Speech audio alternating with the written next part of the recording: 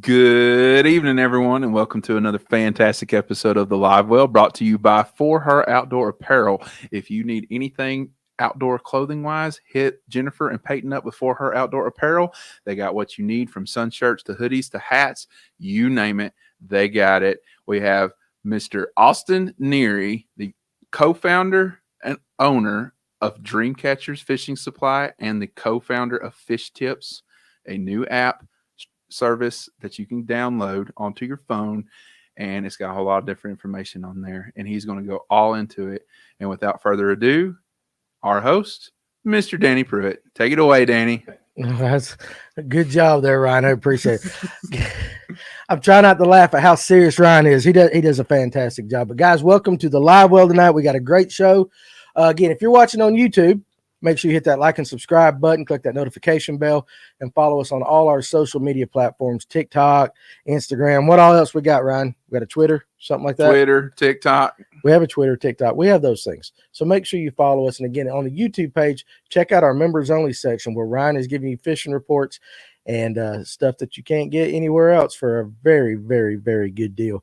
So again, if you're watching on Facebook tonight, make sure you go to www.streamyard.com /Facebook.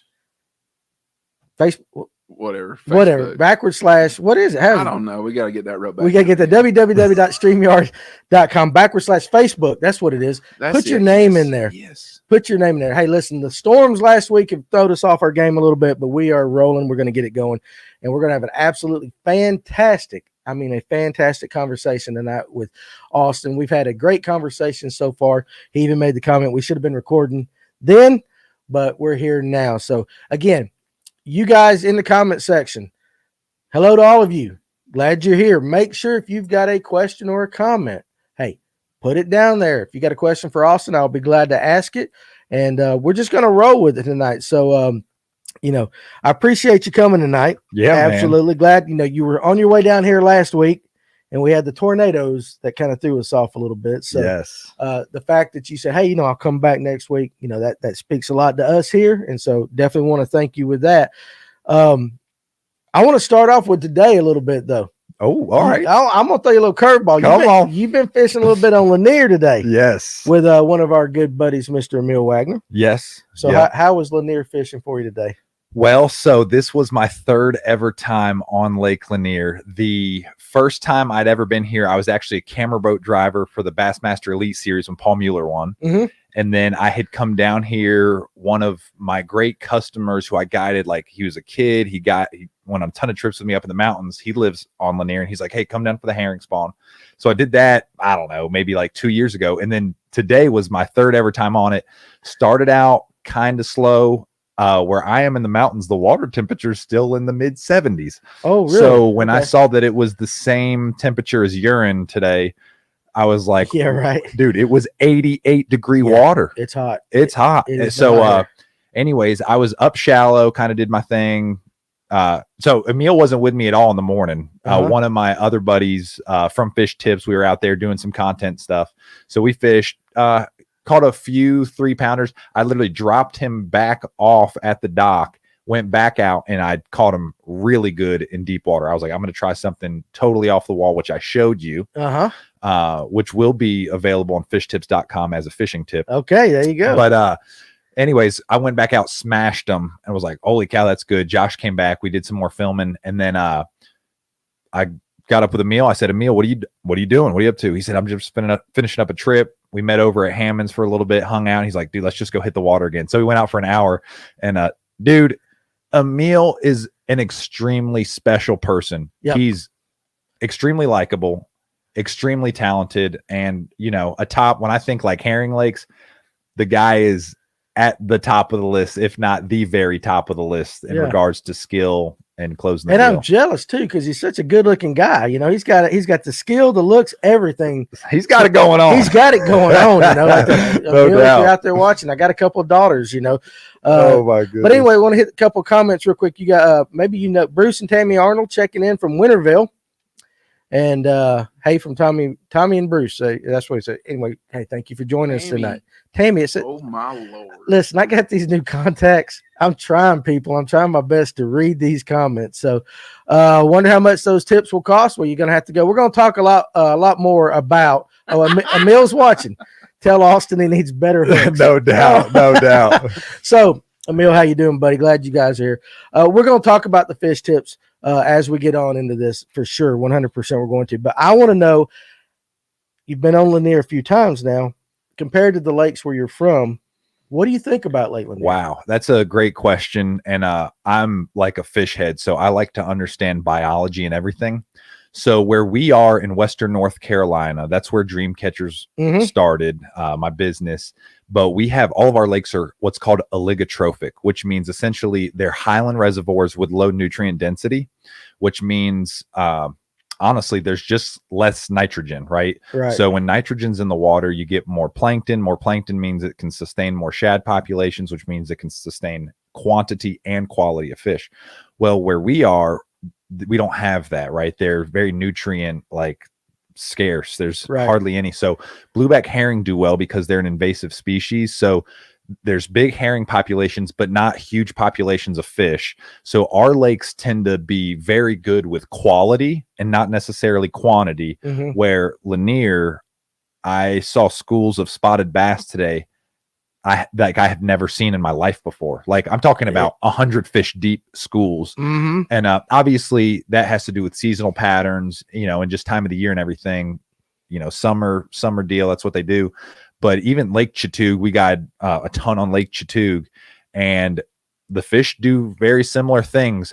There's not that kind of quantity or quality. And once again, it's because it's, oligotrophic, very highland reservoirs, low nutrient density. So anyways, Lanier's special, dude. The whole time I'm like sending pictures to my buddies. I'm just like, I want to move here, dude. This is amazing. It is. Lanier is what stirs the pot around here. It drives the boat. It's amazing. It is a lake. And I'm going to tell you right now, you're going to have to quit using big words like that. You're going to have to be gentle with it. And he starts talking these words. I'm like, hell, I can't even spell that. Oh, my goodness. Anyway, no, I appreciate that. But no, Lanier is a destination lake for spotted bass. It's a destination lake, period, dude. That is incredible. I mean, it's one of these deals. It doesn't make sense to me because what's today, Thursday? We were out on a Thursday, tons and tons of bass boats. And still everyone's catching fish. I mean, I talked to Matt O'Connell, who's a Lanier hammer, good buddy of mine. Matt mashed him today. I'm just like, it gets so much fishing pressure, and still I feel like every year the fishing gets better. It's unbelievable. Lanier it is a different type of water. And whether and largemouth guys can have success there, the spots, of course, is what the big draw is for a lot of people. Just don't tell me exactly where you were, but were you on the south end, mid lake, or north, or do you even know where the heck you were? I had launched out of Baylus. Baylus. There you go. Just Balus. I'm like, I don't know how to pronounce it. But so I launched out of there and just kind of bounced around points, shoals, and it plays into why I think Lanier's so special. There's so many little high offshore ridges, shoals, brush.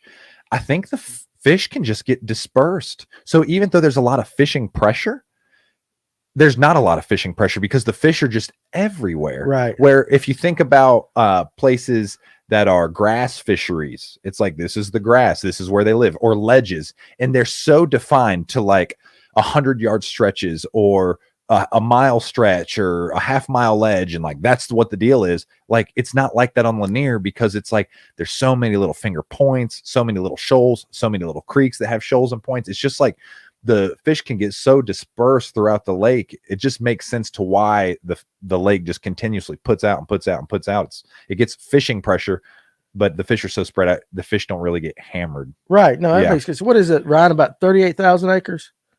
What's Lanier? Yeah, roughly 38,000. Now, how does that size compare to the lakes where you're from? Well, so that's the unique thing with Dreamcatcher guides and our business. So where we are in Western North Carolina, we have about 20 reservoirs. They're all about 350 acres to about 10,000 acres. Okay. So they're not very big. In fact, I would be willing to bet that all the reservoirs in Western North Carolina aren't the size of half of Lake Lanier. Okay. Yep. Yeah, Lanier's a big lake. It's a but beast. but compared to some of them Texas lakes, it's still relatively small. But my goodness, but Hill, like what? Clark Hill and Hartwell. Clark Hill and Hartwell. Hartwell's a big lake. It's too, an ocean. Yeah. Compare the spotted bass. We're going to get into all the fish you catch, but you were catching primarily spots today. Yes, sir. Yep. Oh Lord, he called me sir. Oh God. Oh Lord, you can't call me sir now. Strike one. Strike one. Oh, sorry. No, I'm just messing with you. I'm messing with you. The spotted bass on Lanier. Yeah. You've got spots up where in a lot of the lakes where you fish, but tell me a little bit about once you hooked a spot on Lanier. Was it a little bit different than the ones you catch elsewhere? About the same? I think they're just about mean everywhere. When I think about lakes that we guide on that have spotted bass, so we go as far east on I-40 as Lake James. It's got some spotted bass in it, a lot of smaller spotted bass. I would compare it a lot to like Lake Norman spotted bass, a lot of stunted, Kentucky. Kentucky's. And then if you go down to Jocassee, like upstate South Carolina is a lake that we guide on a ton. That lake, they are like short and the girthiest, fattest fish you've ever seen. I caught a 5.5 pounder last year that was missing scales on its stomach because it had a stretch mark. Like it was that fat. Yeah. So those Jocassee spotted bass are like different caliber. And then Fontana Lake backs up to Great Smoky Mountain National Park, and it was predominantly a smallmouth and largemouth fishery. The spotted bass was introduced, and just like it does in many spotted bass smallmouth fisheries, the spotted bass just kind of out aggression the smallies. That's right. So that lake, they were like, I'm like, wow, we just have a bunch of Kentuckys. Dude, they have started to grow. I mean, it's starting to take like 17, 18 pounds, 5 bass limits, and all spots being weighed in. But it's a unique fishery, super deep. I mean, like the lake is like 450 foot at its deepest point. Really? Okay. Sounds like Carter's. Yeah, it's unique. And then you have Lake Hiwassee, which is very similar to Fontana Lake and how it looks and everything. But then our real big spotted bass fishery that we guide on is Chatoog. Okay. There, it's on the western North Carolina, North Georgia border. I guess it'd be about an hour and a half from here. Yeah, it's not far. Yeah, but it's a fantastic lake. The spots are mean, I think, in all of them, but Chatoog is the most like Lanier, 100%. I love our comment section. Ron Swinford, spots are little green balls of hate that do nothing but eat and make babies. That's what they do. And that's correct. I mean, that's pretty much sounds like a good life. It is. Maybe if reincarnation's real, which I don't believe it is, maybe I'll come back as a spot. I don't know. Probably the life I've lived, it's going to be something a little bit different now. But okay, so you're talking about all these lakes that you got on. Yeah. Which of course it kind of will lead us into the Dreamcatchers. Yeah. Tell us a little bit about that, your shop, your guide service, just so people know. Yeah. So we'll kind of start at the beginning. I was a great baseball player. I mean, I was a decent baseball player. I was Maryland Gatorade Player of the Year, best baseball player in Maryland. I won that award my senior year in high school. Are you from Maryland? No, I was born in South Carolina. Okay, I was say you're not a Yankee. But no, okay, I was born in South Carolina. You keep talking now. Yeah, I was born in South Carolina. I always make Maryland that sure. had people on both sides fight. Yeah, come on. Is that what it doesn't matter if it's above borders. Okay, I was south. Okay, all right, I got you. It was a neutral state. But anyways, you passed. Yeah, thanks. But anyways, I played baseball. My coach said go to a place that you'll like in case you get hurt. And I was recruited by a lot of ACC and SEC schools, a lot of big cities and stuff. But dude, I went to Western Carolina University up in the mountains, and I absolutely fell in love. I said, this is God's country. It was just prettier than anything. Wouldn't you know it, I ended up getting hurt my sophomore year in college, and then didn't really know what I wanted to do with my life. I'd always loved fishing. I was a competitive fisherman growing up. I fished the Junior Bass Masters. They just had the Junior Championship on Hartwell. I fished in the Junior National Championship. In fact, Boyd Duckett was the boater I drew the same year he won the Classic, 2007. Really? Yeah. Okay, that's cool. But anyways, I started my guide business there in college on all the lakes. We have, like, locally around Western Carolina University, we have about 5 lakes, and there's all these vacation rentals.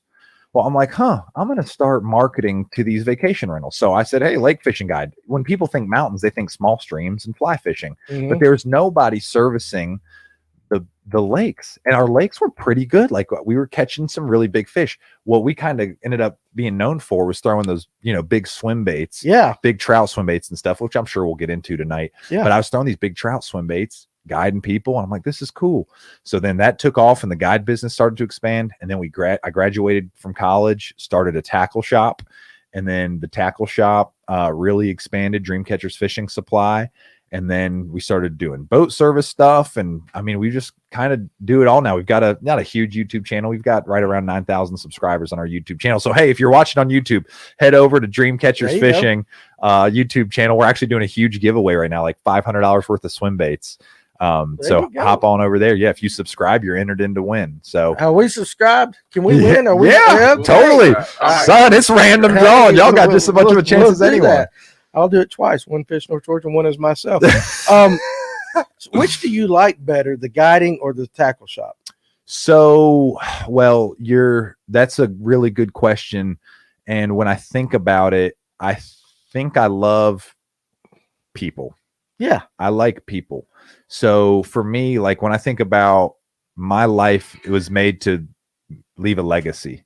So for me, I want to inspire people, encourage people, and see people do great things. Like that's why I feel like the Lord put me on earth, was to inspire people. So guide trips are really impactful because I get 5 to 6 hours on a boat with someone, and I get to, like, I would say I'm moderately good at networking, mostly because what I do as a fishing guide is networking. Like I meet a lot of very high profile people that are going up to Cashers, North Carolina, Highlands, North Carolina, business owners. They have second houses. Is that where Dreamcatchers is? It's Highlands? In Silva. It's okay. in Silva, which is about 25 minutes north of Cashers. Okay. Yeah, but then Cashers and Highlands and Sapphire are all right next to each other. That's what I was going to say. I know where Highlands is. Yeah, so. Which is, that community is like one of the wealthiest communities in the world. Yes, I know that. Yeah. So they all have vacation rentals on the lakes. And then there was no one servicing the lakes, and that's how the guide business was. Sounds like smart business to me. Yeah. So, anyways, it was really good. So I get to make an impact on people and build relationships with people guiding. And man, we've got to really pour into the community and do a lot of things with Dreamcatchers Fishing Supply. We support the Shop with a Cop program there locally, which is Jackson County Sheriff's Office. And man, we do so many things. So I enjoy both of them. Now, as a business, because like I like to tell people, as much as I love being a fishing guide, I'm very much an entrepreneur. My wife and I own Airbnbs. We have a development company. We do a little bit of everything. We've got this new company, FishTips. We've got Dreamcatchers. We have our hands in a lot of different places. As a business, guiding is really, really tough, especially in the mountains, because when I tow boats up the like switchback roads and everything, dude, we go through at least 2 hubs per boat a year. We usually go through 2 sets of tires, truck and boat.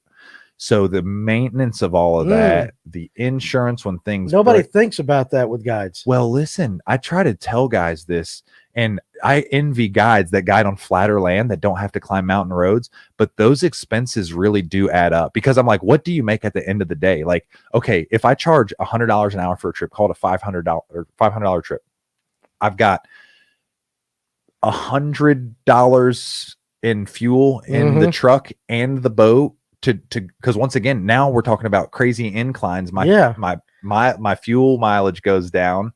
The boats are so high in elevation, they run less efficient, so I get less gallons per hour on my motors. I've never thought about that. Oh my gosh, you start equating all of these things up, and I start looking at because it's variable cost, right? At Lake Chatoog, it's a 45 to an hour drive depending on weather conditions, or up to Glenville, maybe there's a wreck on our roads, which happens all the time. I've got to take other roads, so I have variable costs. So once again, $500 trip, call it $200 in fuel.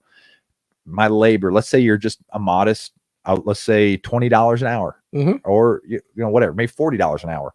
So times 5 hours. So now that's either $100 or $200. Then you start thinking about tackle that's lost over the course of the guide trip, insurances I have to pay.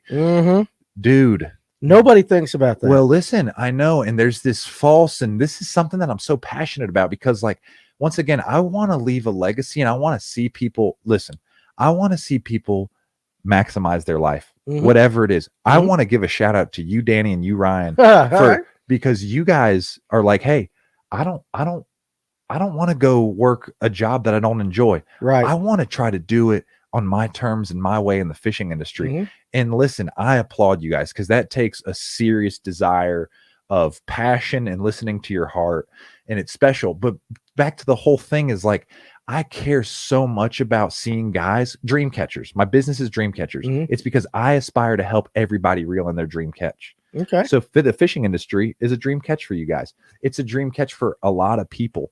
So for me, I'm like, I need to educate myself on how to do this at a high level so I can help guys get to where they want to go. You know, we've been very fortunate in this industry now. Dreamcatchers has been around for 10 years, a decade. You know, our store does right at $1 million in revenue. I've got 2 full-time guide employees. I've got a general manager in my store. Like, we're able to provide for our employees and their families. Like, I've kind of made it in the fishing industry, and I want to give back, and I've always wanted to give back. That's been my heart the entire time. So back to the whole question originally was, what do I like more, guiding or tackle? Mm-hmm. Well, you guys now own a tackle shop. Yes. How's that financially? Yeah, that if you want to go broke, get in the tackle business. Yeah, unless you do a lot of volume. That's exactly right. Right. So now I'm like, it's really hard to make it as a guide. There's a little profit. It's really hard to make it as a tackle shop. There's a little profit. Mm-hmm. But together, mixed with a content stream like our YouTube channels, our marketing channel, our social medias, and then now we service boats. It's like all of those together, honestly, are very little money, but together they make something that is moderately special. And what we've created with Dreamcatchers is something that's really unique. I call it's honestly like a vertical monopoly. Not that we're actually a monopoly, but we're the information source if you want to go fishing in Western North Carolina. Mm-hmm. We're the boat service if you want to get your boat service in Western North Carolina. We're, I would say, probably the most renowned tackle shop in Western North Carolina and the most renowned lake guide service in North Carolina. So it's kind of like whatever you're doing, you know, you want to kind of be a spider in the middle of the web, right? Mm-hmm. And so we're trying to create that with Dreamcatchers, multiple revenue streams coming in from different directions to help us when people aren't fishing in the fall and it's slow. That's right. We can work on boats. Mm-hmm. Or when the tackle's booming in the spring, but where we are, it's a vacation destination, so people aren't guiding. Our tackle sales are really good. And then through the summer, when tackle sales slow down, now we have our guide service. So, you know, it's just constantly working on multiple revenue streams coming into the brand of Dreamcatchers. Okay. So, yeah, I like them all, and I don't like them all at the same time. Right. I like them all together. I don't like them all separately. I absolutely understand that. And we'll get to your comment, Connor, there in a second. I want to ask a couple more questions. Of all the lakes that you service, what's your favorite? Well, that's a loaded question too there, Danny. Yeah, listen, I'm throwing tonight. Listen, there's some bites like Lake Glenville. There's a bite up there with a big swim bait, and guys can go up there. You can go on the YouTube channel. There's people that are like, you know, this is big sea, whatever. That lake, for whatever reason, I think it's because there's a lot of trout and a lot of big mature herring in it. The fish are so susceptible to a big swim bait. It's ignorant. That bite's incredible. The Lake Chattooga bite is the closest thing we have to the Lake Lanier bite. So that's incredible. There's some bites on the smaller lakes. Like, our lakes are so clear in the mountains that, like, bed fishing on Bear Lake is like, make one pitch on a bed, dude, and they eat it. Like, really? Yes. There's no playing the fish and working on a fish for 15 minutes. It's like, land on their bed, they eat, go to the next bed. You could make 50 casts in a day and catch 50 fish on bed. Really? Yes.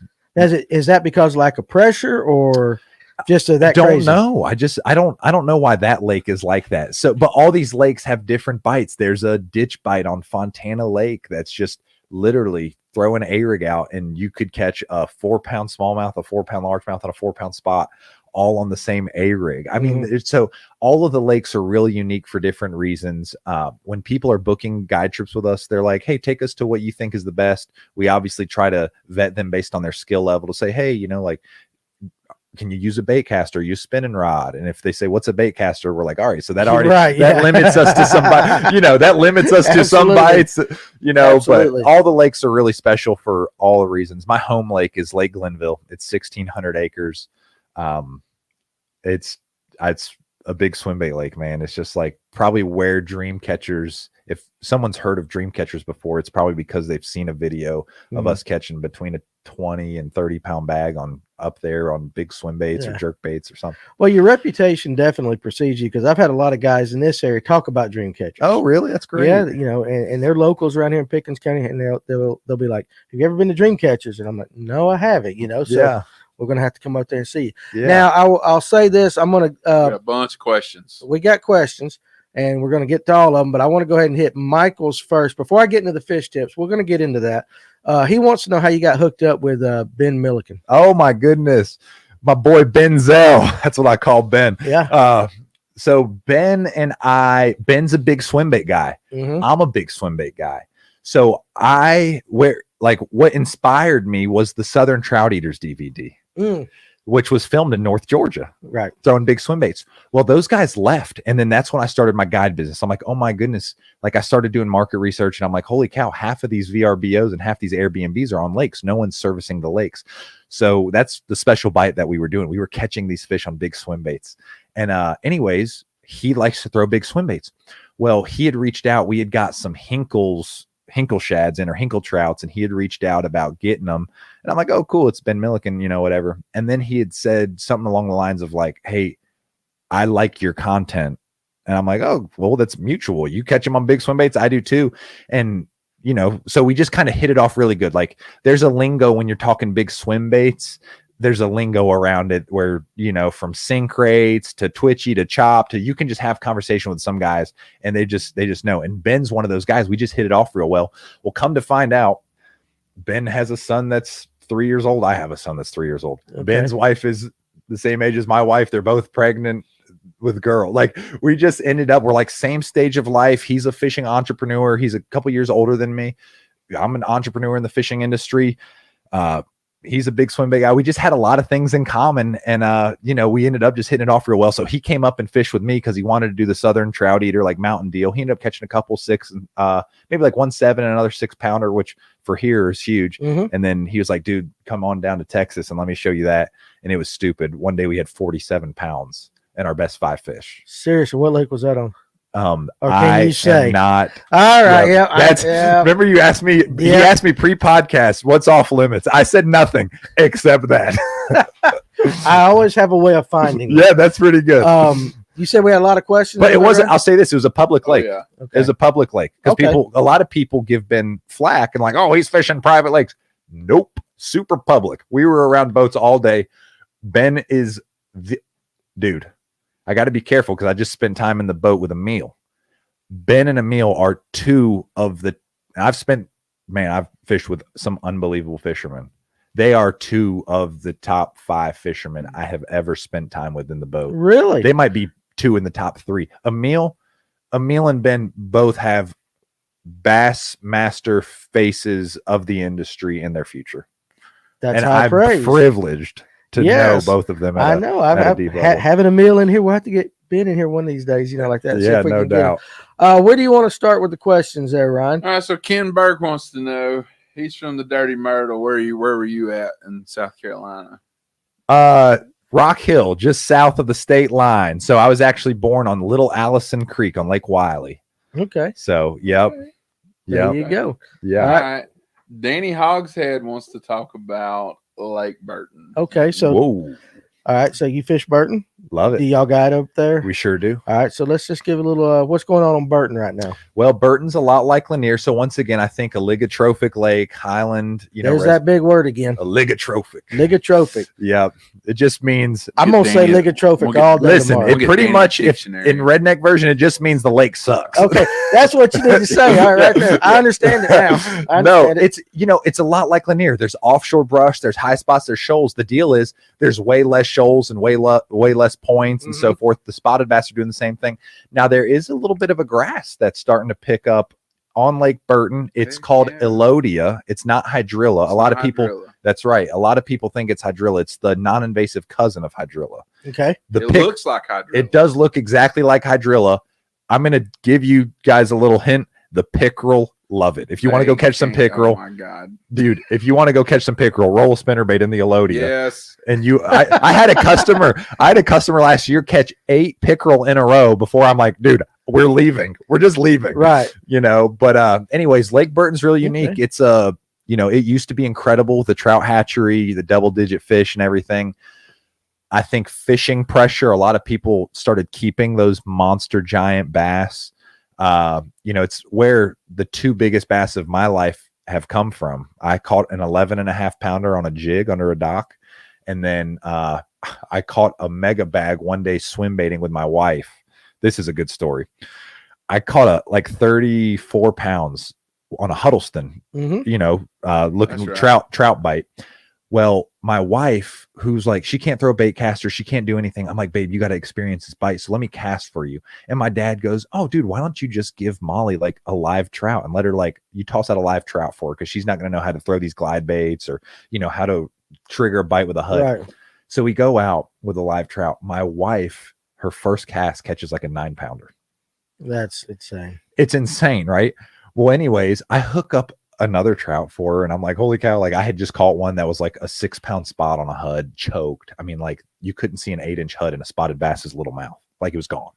And then she throws it out again, she catches another one, and I'm like, this is nuts. Well, then I throw it out again, and she's like, you reel one in. I'm like, no, babe, like so she's like, I got one.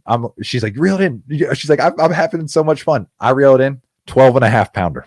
Seriously. Yes. Now listen, I'm a swim bait guy. Yeah. So the cardinal sin in swim bait fishing is throwing live bait. Right. So we were carrying live trout, shiners. We weren't doing herring because they hadn't been like there was still a ban on herring on our lakes. But we were carrying live trout and shiners in our shop. So I had made a post that said, hey, whether you're throwing live trout, HUDs, whatever we're throwing, we got it. And I put a picture up of a 12.5 pounder, and the swim bait world crucified me. Oh, I bet. Do you know that swim bait guys? They're just they're a little. There's a lot of. I mean, I love them. I know a lot of them, but there's just a lot of ego and pride and this whole like. So God forbid, I ended up catching a 12.5 pounder on a live trout. But anyways, and then I'm like, I hate that. Well, it is what it is. I mean, it was an amazing memory with my wife. And then, you know, the fishing industry, and we're going to get into this, but there's like deep down in the core of humans, I think there's this draw in wild, whether it's hunting or fishing. We praise the good hunter. We praise the good fisher, because that was how we provided for our civilizations, our communities. And when we think someone's doing it the wrong way, there's this like moxie that builds up in us that like wants to shun people. And, you know, I'm like, if someone's not doing anything illegal or anything, like go reel in a dream catch, go make memories, whatever. Yeah. And I think there's like there's so much pride and ego and yep. you know, we had a guy come in the shop today who lives in a community up here, private community, but they got a lake, and he's taking his he says daughter and his son, is that right, Ryan? Yep. And fishing with live bait. Actually, they were catching some small brim, and then he was letting his kids fish with the brim. Awesome. And catching fish, and actually had somebody come down and fuss at him about using live bait in the lake. And it's not a different type of bait brought from somewhere else. It's a brim caught from the lake. Yeah. I just can't stand that. I don't like people like that. Yeah. It is what it is. That's kind of where I'm at. I'm like, whose fish are they? Are they my fish? Are they your fish? Or are they God's fish? Depends on who you ask around here. I know. And I'm just like, God put them on earth for us to enjoy. Like my whole life, I leverage on this idea. We're all going to die. In fact, Ecclesiastes and Proverbs says a wise man thinks about his death often. So when I think about my life, I think about at the end of my life, if I'm fortunate enough to have, you know, an end where I can think and really, you know, maybe hopefully I don't come down with any mental illness or anything. Be able to reminisce and remember. What are we going to have? We're going to have our relationships and our memories. And I'm like, once again, if you're doing something legal, I know it's about making memories, man. I agree. That's where my life is. I'm like, I want to see people maximize their life. I want to see fathers have amazing times with sons. I want to see, we have a little girl we're bringing into this world. I want to have an amazing time. It's all about the memories. Like when I think about that, so this leads into something else though, is there's two kind of mindsets I've learned in the fishing industry, in the hunting industry, in a lot of industries. There's an abundance mindset and there's a scarcity mindset. Right. The scarcity mindset is there's only enough for me in my little kingdom, and they're so focused on inward. And I mean, the Bible talks about a heart that's focused on self can never be fulfilled, because that's right. You can never have enough, right? That's the cancer of the heart, is you can never have enough. You can never be fulfilled.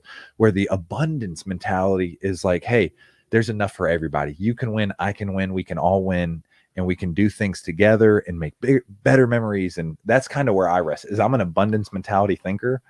And there's an industry, a lot of the industry is a very scarcity mindset. Boy, is it not. Yeah. Is it not? No, that's some good stuff right there. I like it. I agree with you 100%. Yeah. 100% on that. And it is about the memories.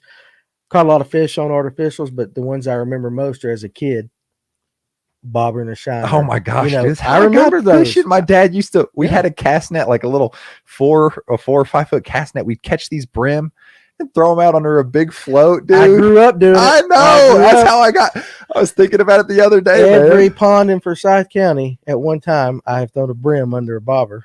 You know, and you know what? Big float. When my father is eventually gonna, pass on to the next life, and me, like, those are memories, dude. Absolutely. And those got me hooked to get my son into fishing 30 years later.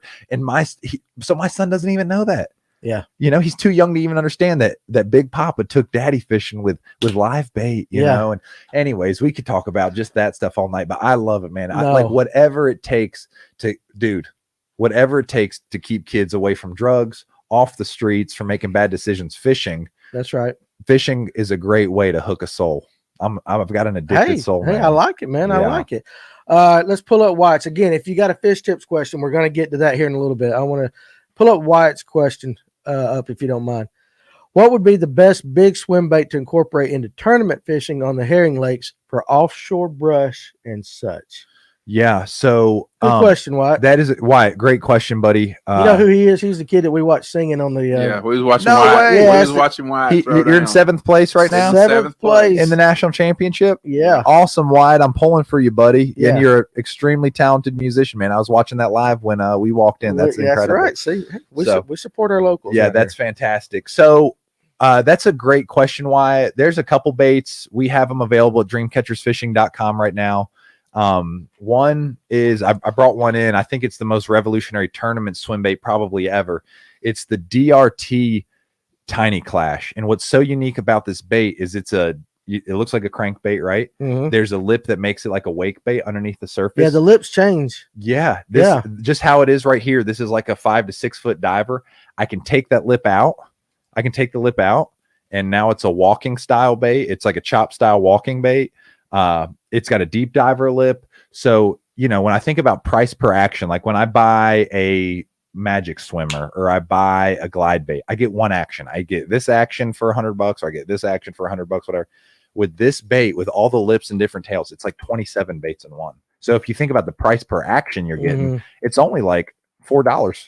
For each, because you were showing us different tails outside. Different tails. There's one that's like a V tail. There's one that makes it to work like a Seville. So it's an unbelievable bait to incorporate in tournament fishing. I've caught big smallmouth on it. I've caught big largemouth, big spotted bass.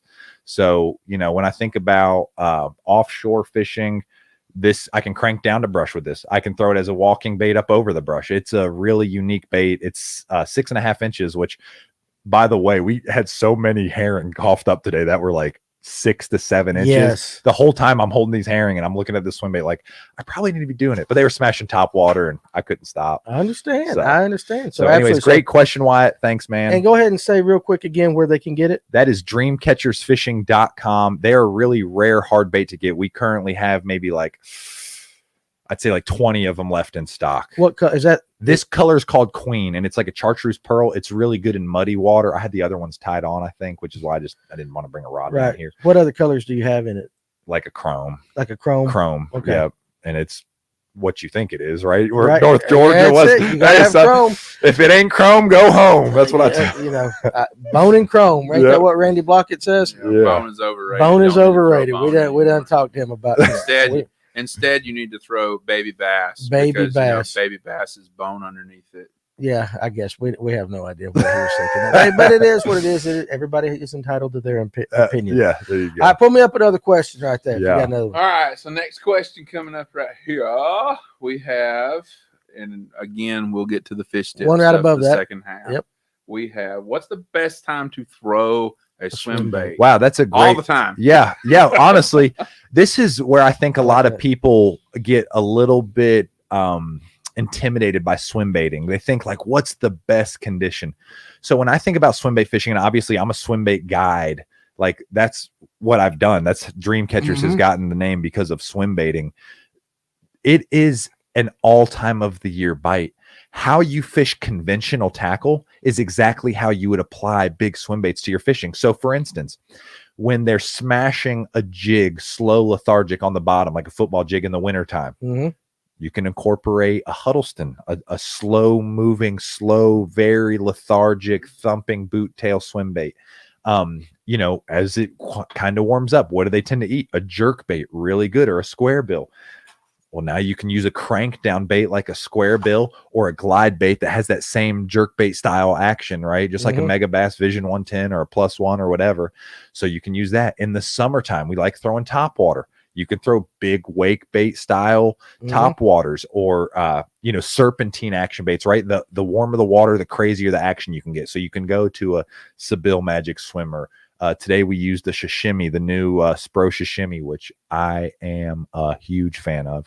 So you can use these serpentine baits. And then likewise, in the fall time, when they start once again getting on jerk baits and stuff, you can go back to those chop style glide baits and so forth. So I think it's one of those things. Think about how you conventionally fish all times of the year, and then think about a big swim bait that just applies to that. So all times of the year, there's 365 days a year you can have at it with a big swim bait. I like it. I want to say one thing, and Austin, I want you to piggyback off this if you so desire. Yeah. The first step to throw big swim baits, because really the only place that I really throw them is like Burton, but I throw a lot of swim baits too. But the big swim baits, I throw a lot on Burton because of the trout. Yeah. Well, in my opinion, the first step to throw big swim baits is you have to understand that you are trying to appeal to the predatory feeding instinct of those bass. 100%. Well, so that's a great point, because I tell people this all the time. If I go and try to pick a fight with Shaquille O'Neal, I have a brain and I have the cognitive ability to understand Shaquille O'Neal's like 7'6" and weighs 450 pounds. He's a big boy. He's a big dude. He's probably he's about him and Ryan. Ryan. Well, he would make Ryan look like me. Well, that's what I'm saying. Like, you know what I'm saying? But listen, see that one dude walking around ICAST that was like every bit of 7 foot. Oh my gosh, he was a that giant. Dude was tall. He was huge. And that's Danny was like, with 400 pounds. That's exactly right. Yeah. So Danny was like, Ryan, look at that guy over there, and I was like, who? And I turned and I was like, oh, yeah, you couldn't miss that no, fella. You couldn't. Yeah, big boy. Yeah. So, anyways, what point I'm trying to make is, I know how big I am. A bass does not know how big it is. So a lot of people, think that you're only targeting giant bass. Totally false. I mean, today on a 6.5 inch bait, I caught a spot that was like 8 inches long. Yeah, people do that. I always say, I catch a fish that the bait was bigger than the fish. So that's exactly right. A good way to say it. They have no idea. They don't know how big they don't have mirrors. They can't look at themselves in the mirror and say, I've never thought about that. They don't. That's the first time I've ever. I'm sorry, I've never thought about. I always say bass don't have hands. That's why they bite. Yeah. I've never thought bass don't have mirrors. They don't understand that they don't. Pounds or 10 yeah, pounds. They don't have mirrors, so they can't size themselves up. Right. So they'll strike. Now, with that being said, naturally, when you think about a monster predatorial fish, naturally they're going to be drawn to something that's moving more water. Because I use this analogy all the time. I always see my neighbor who's like 80 years old. He never mows his lawn anymore. Why? Because he has a limited amount of energy with his age. He's just like, I'm not mowing my lawn. I'll pay the young kid down the road to mow the lawn. Big bass think the same way. They don't want to get out there with those spots and go chase herring all day. A big bass is going to probably be very residential, live on a stump, live on a log, live under a dock, live under in a definite area. Right. That's right. Okay. So Makes sense. Yep. So now and they're targeting. They want to be efficient with their energy. They're going to target one specific thing that I kind of love this guy. tickles their fancy. He echoes everything that I've always been saying. It's because you know everything, Ryan. Well, No, I don't know everything though. Like I tell people all the time. I say, a big bass didn't get big by being stupid. Yeah. And at the same time, big bass are just like us. We like to sit in our recliner if we get to. And I would rather have my wife bring me something to drink and some popcorn. Well, sometimes I have to get up and go get it. So when I do go get it, I'm making deliberate steps to go get my popcorn and then to the refrigerator to get my drink and back to my recliner. You're lazy ass. That's what it is. But that's exactly the way big bass are. They don't go out of their way to do things. And that's one of the reasons why big fish are so difficult to catch. Right. That's right. Especially when they get over the 5-pound range. Hey, Tim, will you do me a favor? Will you send Ryan up on that camera right there? We're only getting his head over there. I want the full glory. Oh, that little camera right there. We've got to get the full glory of Ryan when he's talking right there. I forgot my hat this morning. I drove my wife's car and listen, yeah, shit, I don't have a hat. Yeah. All right, so when you're targeting, if you're going after a trophy bass, yep, is that in your mindset? Like I'm targeting, say, a stump or the structure. So that in your mind, that has more to do with seasonal patterns, right? So I'm thinking about seasonal patterns. So I think about like targeting giant bass. Yeah. Like I've caught. Like if I tell you, hey, listen, I want to go out. I want to catch the biggest bass in the lake. We might zero, but that's what I want to go for. Yep. Yeah. So what's your mindset with that? My mindset is we need to go find the food source that big fish are feeding on because they want to be close to that. And on our lakes in the mountains, I think trout. Okay. So like if we were going out right now, and I mean, you can go watch Dreamcatcher's videos. This is no secret, but where do trout hang out in the summer? Trout need water underneath 70 degrees. So where are you going to find underneath below 70-degree water? Heads of rivers or just very deep water. So we would be targeting fish in very deep water on points. Cause a lot of these trout, they'll get out and, wander out in the middle of the lake, but every once in a while they'll wander too close to a point where daddy's sitting there on a big boulder and it'll get sucked up. But then the other thing is going to, the head of a river and finding that cooler water, and you're going to find a lot of trout on our lakes in the mountains. Okay. Yep. Great answer. Real quick, Ryan, before we go any farther, can you shout out our fine sponsor, Adams Renovation? Yes, absolutely. Adams Renovations is one of our new sponsors. Charlie Adams, hook him up. Let me get over here and get the banner rolling for him as it is time. Charlie Adams, Adams Renovation. He'll get the job done right for you.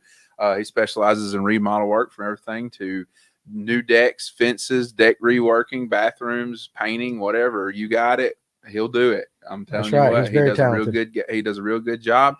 He is a fisherman and an angler just like us. Just hit him up. You can get in touch with him. I'm tripping over my words. You can get in touch with him at 470-505-3412 or just simply email him at adamsrenovations20@gmail.com. That is Adams Renovations, Charlie Adams. He'll take care of you. If you got any kind of new work that you need done, he will take care of you and he will do a good job. He can do it. And we thank back to it. That's right. So let's go back up.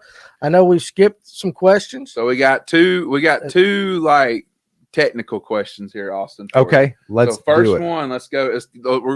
I'm going to ask you both of these. Let's tie them in together. Okay? Yes, sir. So what is your 8-inch Huddleston setup? Yep.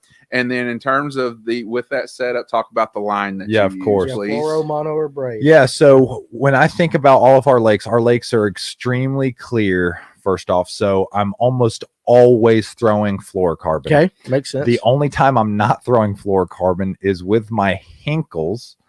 The reason why is I think that P-Line CXX might be the strongest line ever made in human history. Ryan's shaking his hand. Ryan is a P-Line. Can I tell you something? Lover. If you could head, you could head down the road in your truck, and I promise, if I set the hook on your bumper, I believe CXX P-Line would rip the bumper off of your truck all day long.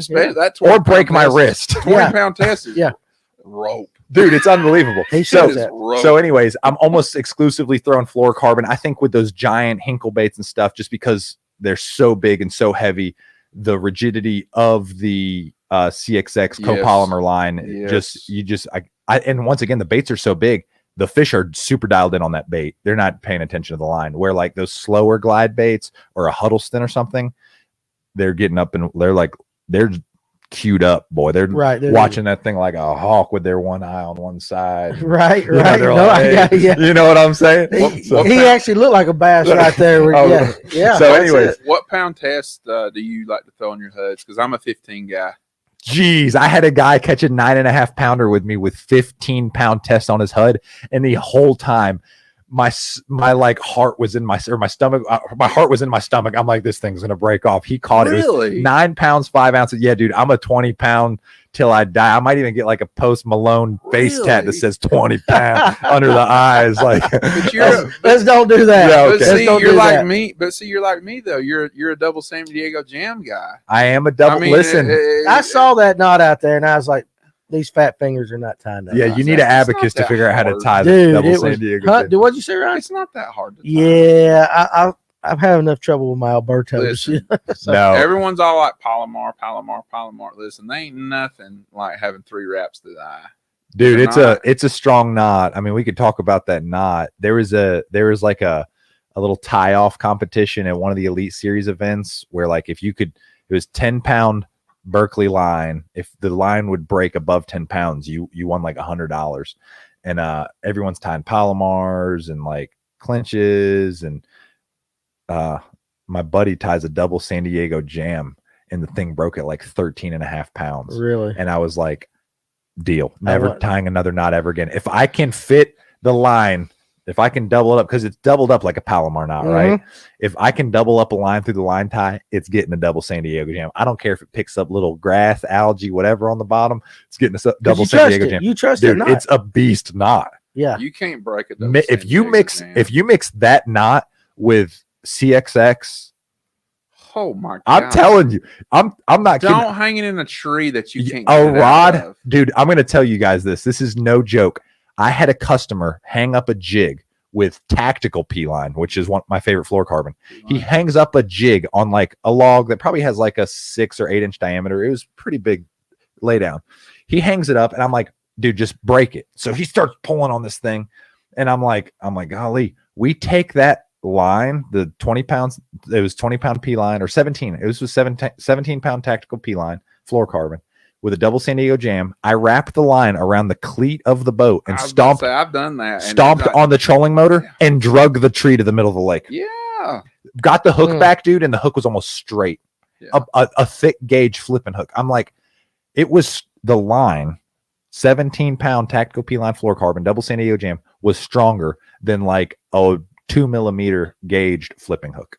That's insane. It was unbelievable. And I'm like, I'm never doing anything else different. So that's the knot. So this is Mr. San Diego. That's not okay. So let's get to the whole setup though.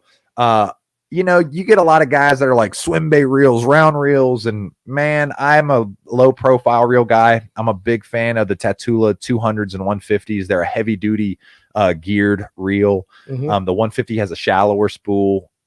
I don't necessarily see the need for a 200 unless you just want to have copious amounts of line on it. I put a backer on all my 200s, but then the rod, I'm not necessarily picky. I like a 806 and 807 Dobbins rods are great. I like the Daiwa DXSBs. They're really good. You know, the 2 to 8 ouncers. The unique thing with Swimbait rods is you want them stiff enough to be able to keep them pinned with a single hook, because you want a little bit of versatility in your Swimbait rods, right? So you want them stiff enough to be able to keep a single hook pin, but you want them parabolic enough to keep them pinned with treble hooked baits. So I think what people tend to do is they tend to make, and I just made a video on the YouTube channel talking about this. I've missed so many giant bass on treble hooked glide baits because I've used too stiff of a rod, and I've lost giant bass on single hook swim baits because I've used too parabolic of a rod. But now most of these rods are coming out where they have like a good enough tip to be able to work your glide baits and treble hook baits, but parabolic enough to keep them pinned, and at the same time they're just all around heavy duty enough to keep them pinned with a single hook. So I'm not picky, but like if someone's like, gun to your head, what rod you throwing, it's probably a 806 Dobbins Champion with a 200 Tatula with 20-pound 20-pound tactical P line. Okay, I like that. Yep. All right, let's pop some more questions. Next one is: do you throw different swim baits on a predominantly spotted bass lake versus a predominantly largemouth under the same conditions? That's a great question. They just live differently. So when I think about targeting largemouth, I'm probably making precision casts around structure, whether it be docks or laydowns or something. So I'm going to be using a bait that essentially stays in the strike zone better. So I'm going to use like a DRT, most likely in glide mode, or I'll use a chop style bait like a bull shad, trick shad, or a bait, guys, that we have in stock that's super hard to get your hands on. Get them at DreamCatchersFishing.com. I literally totally forgot. We have clutch darters in stock right now, which they are gnarly. Listen, they're expensive. There's not another bait on the market that's quite like them. It's a thin profile bait like a herring, but most of these baits need these big, wide, tall things to keep ballast, to keep them chopping real good. Right. This thing is like thin as 2 fingers, looks like a herring, perfect sink rate. But when I think largemouth bass fishing, I think about like a DRT, something that stays in the strike zone that I can control that action around. Right. Laydowns, docks, whatever. And then spotted bass, I think like there's some that get up there in wolf pack and they're going to get that style bait thrown at it. But when I think spotted bass, they're very chase oriented, offshore pelagic, nomadic bait chasers. So I'm going to probably tend to throw more your serpentine style baits, triple trout, Seville magic swimmer, bite size herring, spro sashimi, those kind of guys. But every once in a while, if they're smashing a top water bait, walking bait, I will go to a glide bait too, out off brush piles, like that clutch darter. Okay. That very next question. What bait do the big bass eat on Lake Nantahala? Is it trout? Do you know Ben Holiday? I'm sure I know Ben Holiday I don't think I've ever met him, but the name sounds familiar. Big bass on Nantahala Lake. That is one of those lakes that's like a secret little lake up there. Okay, but yeah, trout baits. I've caught some big fish on a Huddleston there. I've caught some giant fish on a Depths 250. I had a fish a couple years ago. I always say this. When you see those giant bass, have you ever seen their eyes bulge out of their skull? Oh yeah, absolutely. I had I'm just sorry, ladies, for what I'm about to say, but I had a double-digit bass that's eyes looked like boobies. They were like drooping out of it. That's like boobies. They're not gonna get they were that's like they were version of this show. They were popping so far out of this fish's head. They looked like, I was like, look at the size of this fish. I was like, look at his eyes. They were they were like bulging out. It was the fattest fish I've ever seen. It was this wide. It was probably 26 inches long, and its eyes were literally sticking out of its skull and drooping. I'm like, it was unbelievable. I got you. Let's go ahead and knock this out of the way since we're sitting here talking about swim baits. What is your PB for? Let's just go all three species of greenfish. Yep. So 11.5 largemouth. I've caught 2 spots at Burton that were 6-pounders, and then smallmouth. I've got one that's a little over 6.5. Ate a topwater under my feet during the herring spawn. I had 2 4-pound. I had 2 4-pound smallmouth going like this, like squaring up this topwater, and then I was like, "Look at the size of this largemouth!" And the little smallmouth that were like 4-pounders, 3.5 4-pounders peeled off, and this big dark fish came up and destroyed it. I set the hook, immediately went to tail walking, and I'm like, "Oh my gosh, it's a smallmouth!" It's a smallmouth. Unbelievable. Yeah. Unbelievable. I mean, literally, you guys can't see it, but from me to Danny, we're probably about 6 foot away from each other. That's how close it hit to the boat. I almost fecaled my pants. Oh, well, this guy's like the Mr. Rogers. He's so nice the way he says stuff. I almost crapped my britches. There you go. That's still nicer than the way we would normally say right there. Ron Swinford wants to know, is there a trick to getting a big spot in on a mag draft? Do you ever use a stinger hook on those? Yeah, those baits are funny baits, man, because fish will absolutely destroy it. I think the biggest thing is with those soft style baits, man, the biggest mistake is when guys feel that tick, they swing. Naturally, big swim bait, you think big bass, whatever. Anytime I'm throwing a Huddleston, not a Hinkle, a Huddleston, a mag draft, any kind of soft swim bait, when I feel that tick, I keep reeling, and I'm eventually that fish is gonna turn, or it's going to come to eventually that rod is going to give me a micro load and it's going to let me know. Very rarely does a fish eat a soft bait and let it go. I mean, even a jig, like when people are like, oh, I don't know how to fish a jig, or like, I don't know what a bite feels like on a jig. I'm like, man, throw your jig out there. And if your line's swimming away, just set the hook. You can let them swim for 10. Like bass, very rarely do they just bite it and spit it. And especially you're talking about a bait that big, because usually right, you're around big fish, and big fish like to hang out with other big fish, like their homies. So it's competitive. They're not necessarily going to eat it and spit it because they're competitive feeders, right? They usually eat it and hold on to it. I call it the double clutch. That first bump is you kind of twitch, you're like, and then you're like, oh wait, like wait because they grab it and they got it in their mouth, and then they almost like open their mouth again and like and then like suck it back some more in their mouth. Yeah, do that again. That hook set right there. That It's like this, right? You're reeling it and you get the bite and you're like this, and then you're like. And I would say this, Ron, if hooking them is not a problem, but getting them in is, you need to change your rod. Then it goes to a rod problem. But you need to change your rod out for sure. Yeah. Get one with a stiff backbone, but then it has a good parabolic tip on it. Yeah, like I said, Dobbins Fury, Dobbins Champions, man, they make those rods for swim baiting. They're like the best all around swim bait rod. Now I've got some specialty rods that I like to throw. Spro's coming out with a KGB rod, like to throw the KGB Chad Shad. That rod is 7'9". Did you pick it up at ICAST? Yeah. Dude, you didn't go there and go look at it? Dude, I thought about walking out of the show with it. Yeah. So they got that reel. They got that 200 series reel, and then they got that rod for the KGB. That KGB rod is like the right action. It's light as a feather. It seems strong. I'm like, I've got 4 of them coming in, and 2 of them are going into my boat. Okay, all right. There you go. When are you deciding to throw a slow sinking, fast sinking, or floating swim bait? So that would, to me, is actually a question about forward facing sonar, because I can make a couple casts over a couple different schools of fish, whether it be largemouth or whatever I'm doing, whether I'm wolf pack hunting bass that are eating brim up shallow or brush piles, whatever. I can look at their body language on Panoptics or live scope, or just when I cast up their shallow, and immediately know something needs to change.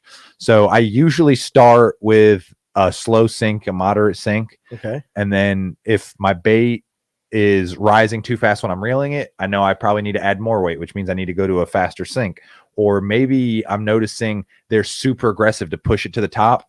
I can get away with throwing a floating one, so that's kind of my thought about it. But that has more to do with reading their body language and forward facing sonar. We got a good question. Okay. What's the next question here? Wyatt wants to know, and I don't know if here we go. Austin has actually got his hands on one of these baits yet. I have. If not, I got one upstairs. Lots of people have made copies of the mag draft, like the Cold Shad, the Dangerous, Megalojohn. What's the best that you have used? The mag draft blows out a little too much for my liking. So yeah, I'm First of all, have you used the Megalojohn yet? So I picked it up at ICAST, and I'm like, this is a standard harnessed treble hook bait. There's obviously, I'm sure you guys have seen, there's a lot of like knockoff controversy in the industry right now. Oh yes. Yeah. And I'd hashtag Berkeley. Yeah. I mean, it's one of those things, like it's a big can of worms. I'll tell you what company I have a lot of respect for, and which is why I'm throwing a lot of their baits right now, is Spro. Because Spro say what? Well, let me just tell you. Because what they did with KGB, they licensed the KGB Chad Shad with Kevin. I thought that was really professional. I don't know what they are doing with the Megalojohn. I don't know if there's a patent law infringement. I don't know anything like that. Right. I personally still throw a mag draft. I like the mag draft. If you're having blowout problems, I literally keep tungsten nail weights in my boat, and I'll just, whichever way it's blowing out, I'll weight that side down with a tungsten, and it moves much faster. Okay. So anyways, but I mean, I hadn't thrown the Zal Dangerous. I hadn't thrown, like I said, I mean, we're a mega bass dealer. We carry a lot of mega bass at Dreamcatcher's Fishing. And I've never personally had a problem. Like I said, if guys do have a problem with it blowing out or something, I just say, hey, here's some tungsten weights. I haven't thrown the other ones. I'm sure they're great swim baits. Yeah. But I'm just I believe in the KISS method. Keep it simple, stupid. There you go. Son, they eat a mag draft. I'm going to throw a mag draft. Spro sent us, I got a buddy with Spro, and he sent us some of the Megalojons to try out. And Yeah. to make Who a is video. it? Who is it? Is it Carl? No. Carson? Steven. Okay. Cool. And his last name is Young. Is it Young? Yep. Yeah, if you hadn't asked me, I'd be able to tell you, but you asked me. Great quarterback, right? Steve Young? Steve Young. Do There I you need go. to go into details on it, or am I No, allowed? not yet. No, you're not allowed yet. We So actually, I'm not allowed to go into details on it. Ryan, But I'm went just out going to and go ahead and videoed tell a little you, bit. Austin, you're probably going to put your mag drafts away. Okay. Interesting. Yeah, You're gonna so put your we mag got drafts we got away. a video that I'm going to be working on tomorrow, where we're going to show everybody that, and then Ryan took it out on Lanier, just to They're get not some for footage sale, of it. Michael. Yeah, they're not Can't for sale sell. yet. Just to get a I view love of the it swimming. tease. So yeah, so that's coming out, a little Spro Megalojon video. Yeah. So, how much do you use forward-facing sonar? Oh gosh, we got to definitely get to the trip fishing. Yes, question. we're going to. I'm getting ready. I'm Okay, getting ready to cool. flip it over We're here in a fixing second. to get Cool. we're trying to get the fishing in. Yeah, no doubt. So forward face, how often do I use it? Yeah. I would say, I mean, we're guides, man. We use it. We really believe in it. When you think about naturally what our fish do on our lakes, once again, they're nomadic, pelagic fish. They're offshore. They're roamers. They're bait chasers. If you're not using forward-facing sonar on places like Lake Lanier, on places like, Chatoog, Hartwell, you're honestly you're getting beat and you're just struggling. That's just the reality of it. Yeah. And so we utilize it a ton. Now back to like where I guide in the mountains, they're highland reservoirs and they're so high in elevation, dude, our water temperatures don't necessarily get really hot. Right. And some of our lakes are so cavernous, like they're so steep, like 90 or 45-degree bank, 45-degree bank.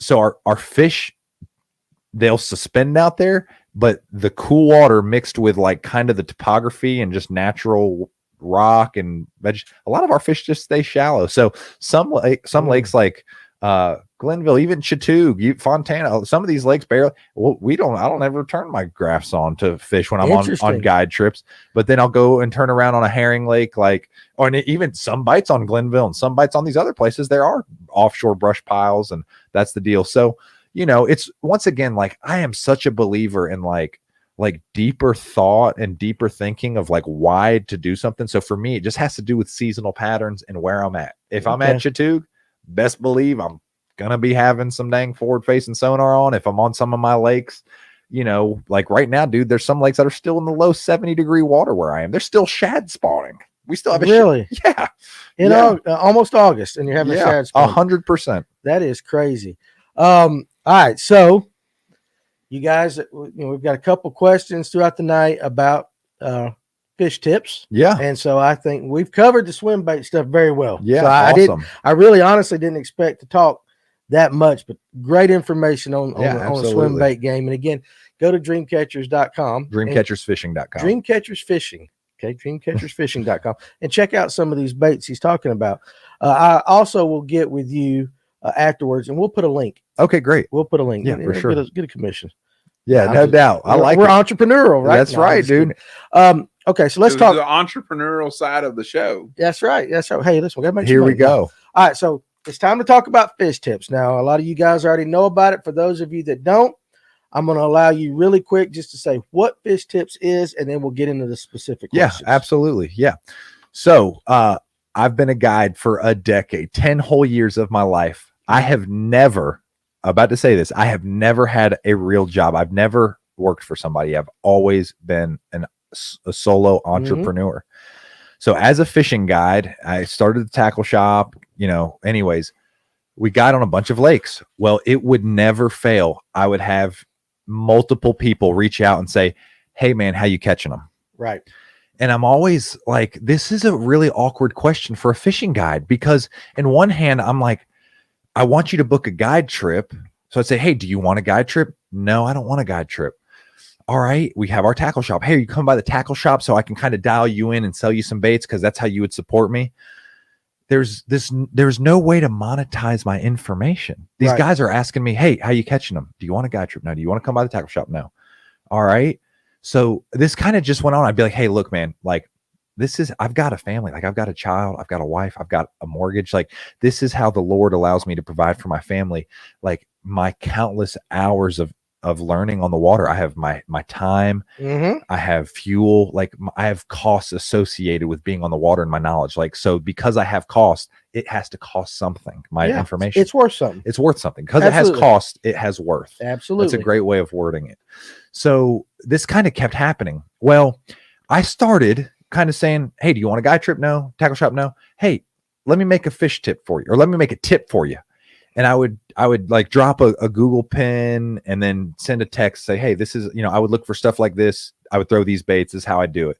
But I'd make them pay me first. I'd be like, hey, for $50, I'll send you a pin, exactly how I fish. And then you can go on from there. Deal. They would send me their credit card. We'd run it at the shop and transaction would occur. They'd go out and have success. While I was doing this, it kind of, maybe like 2 or 3 times a week. And then I went out with a guy and we smashed a big bag of smallmouth on big swim baits. It was gnarly. And anyways, this guy goes, hey, I want to book you again next week. I said, Adam, I'm not, like, I have no availability for like 3 months. I'm booked up for such a long time. And he goes, oh man. I said, but I sell tips. And he said, you do? And I said, yeah, you have your own boat. I said, I got another trip up here tomorrow. I said, there's enough stuff I'm running over here. I'll give you a tip. You and your son go out and do it. So I dropped a couple pins on Google Earth. I wrote how I did it. He gave me $150. I gave him the tip. He went out and smashed them. And he goes, hey, dude. I was like, yeah, what's up? He goes, we need to talk about this. And I'm like, oh, was something wrong? And he's like, no. He goes, I hit up all of my guide buddies for information. And they all kind of give me the like, hey, Adam, like, this is weird. And there's never like, what you just did is different. Right. So all of a sudden he ends up, we have a meeting and he has a tech background and he goes, holy cow, dude, what if we created a platform for fishing guides to be able to sell fishing tips? And I'm like, well, I've been doing this. And there's a lot of guides that I know that do this in different forms or fashion. Yes. Like already. I mean, this has been going on for years. Absolutely. And a lot of people don't know that, which is okay. It's important to, I think, educate people, make people aware, like, this is something that's already been happening. There's never been a platform around it. So anyways, he's like, I have a tech background. And then me as a guide and what I do and being in the industry for a decade, I know a bunch of tournament pros, a lot of tournament pros that are guides. I know a lot of guides, catfish, fly fishing, bass fishing, lakes, Lanier, Hartwell, East Tennessee, you name it. I know I've got friends that are fishing guides. And I'm like, holy cow. Yeah. So I created a survey because I wanted to survey people. Hey, do you think being a fishing guide is a dream job? Would you pay for a tip? Would you pay for information? If you were going to a lake you've never been before, would it be nice to have a tip in the right direction? Would you be willing to spend money on this tip? We surveyed about 1,500 people. And it's one thing I almost wish we would like show the statistics behind it, which we could publish them, but it was like 75% of people thought being a fishing guide was a dream job. I'm like, okay, that's interesting. So people desire to be a fishing guide. What is a fishing guide? A guide helps people catch fish. Yep. Okay. 100%. So I'm like, all right, these people desire to, because that's what guiding is selling information, but I'm providing a service, right? But it's still information. So I'm like, all right, so people are willing to kind of sell information. And then it was like 65% of people wanted to buy fishing tips before they went to a lake. Like, I've got all these statistics. It's incredible. And anyways, we were like, holy cow, this is a genuine market of information, buyers and sellers. There's people who want to sell and there's people who want to buy. And it's a marketplace where we can connect buyers and sellers, just like Airbnb, just like Uber, just like the car app Toro. You can rent out your car. So we created FishTips.com for guides and highly dialed in anglers to be able to monetize their information. You guys saw it. My phone is on the floor right here, but you guys saw it literally just moments ago before we got on live. A gentleman messaged me and said, hey, have you been out on Joe Cassie lately? What's the deal? And I said, hey man, I said, we're all booked up. I said, would you like me to whip up a tip? And he said, absolutely. Mm-hmm. He has his own boat. We're already booked to the brim. We can't take any more trips. It's a way for me to make secondary revenue as a fishing guide. Because here's the deal. As a guide, how do you make money? You have to be on the water. So your income is directly tied to your time. Okay. So when you think about that, being compensated for your time, though nothing wrong with it, is actually the lowest form of payment because someone puts a value on your actual time. Yes. So how does a guide make passive money? A guide obtains all this knowledge and information from years and years of experience on the water. That is the value. Right. So we've created a platform, FishTips.com, for guides and highly dialed in anglers to be able to sell fishing information.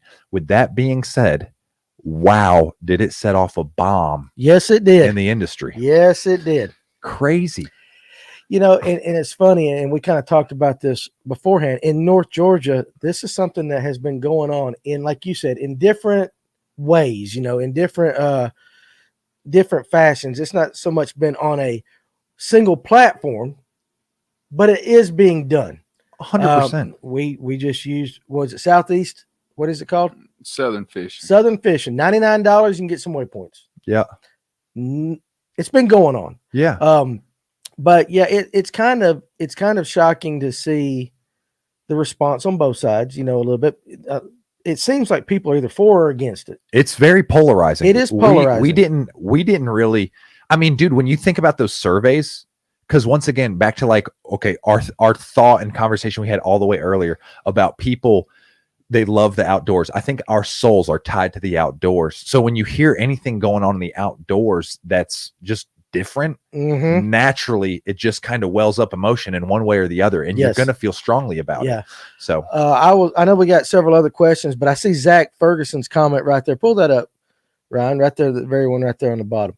So his is, how do you know if the people making tips are not just making them up? And I'll let you answer that, but I can tell you this. To me, it's like with any business, you might have somebody that might be making them up, but eventually they're going to be found out. You know, it's going to come to the surface. Yep. They're going to be found out. And it's kind of like with Fiverr. You know, Fiverr, you can go, I don't know if you guys are familiar with that, but like if you need a voiceover or somebody to proofread a paper you wrote, you can go to the website Fiverr, and for $15-20, that person will do that. That's will incredible. do that for you. But you can rank them, you know, that you get reviews, and then trust me, the ones that are good will continue to get that. So let me answer that, Zach. How do you vet somebody? Yeah. So when someone signs up as a seller on FishTips, we make them, one, tie their real name identity to a real bank account. So you can't be Bass Fisher 717 with you're guarantee you don't have a bank account under Bass Fisher 717. That's right. It's your real name tied to your real bank account.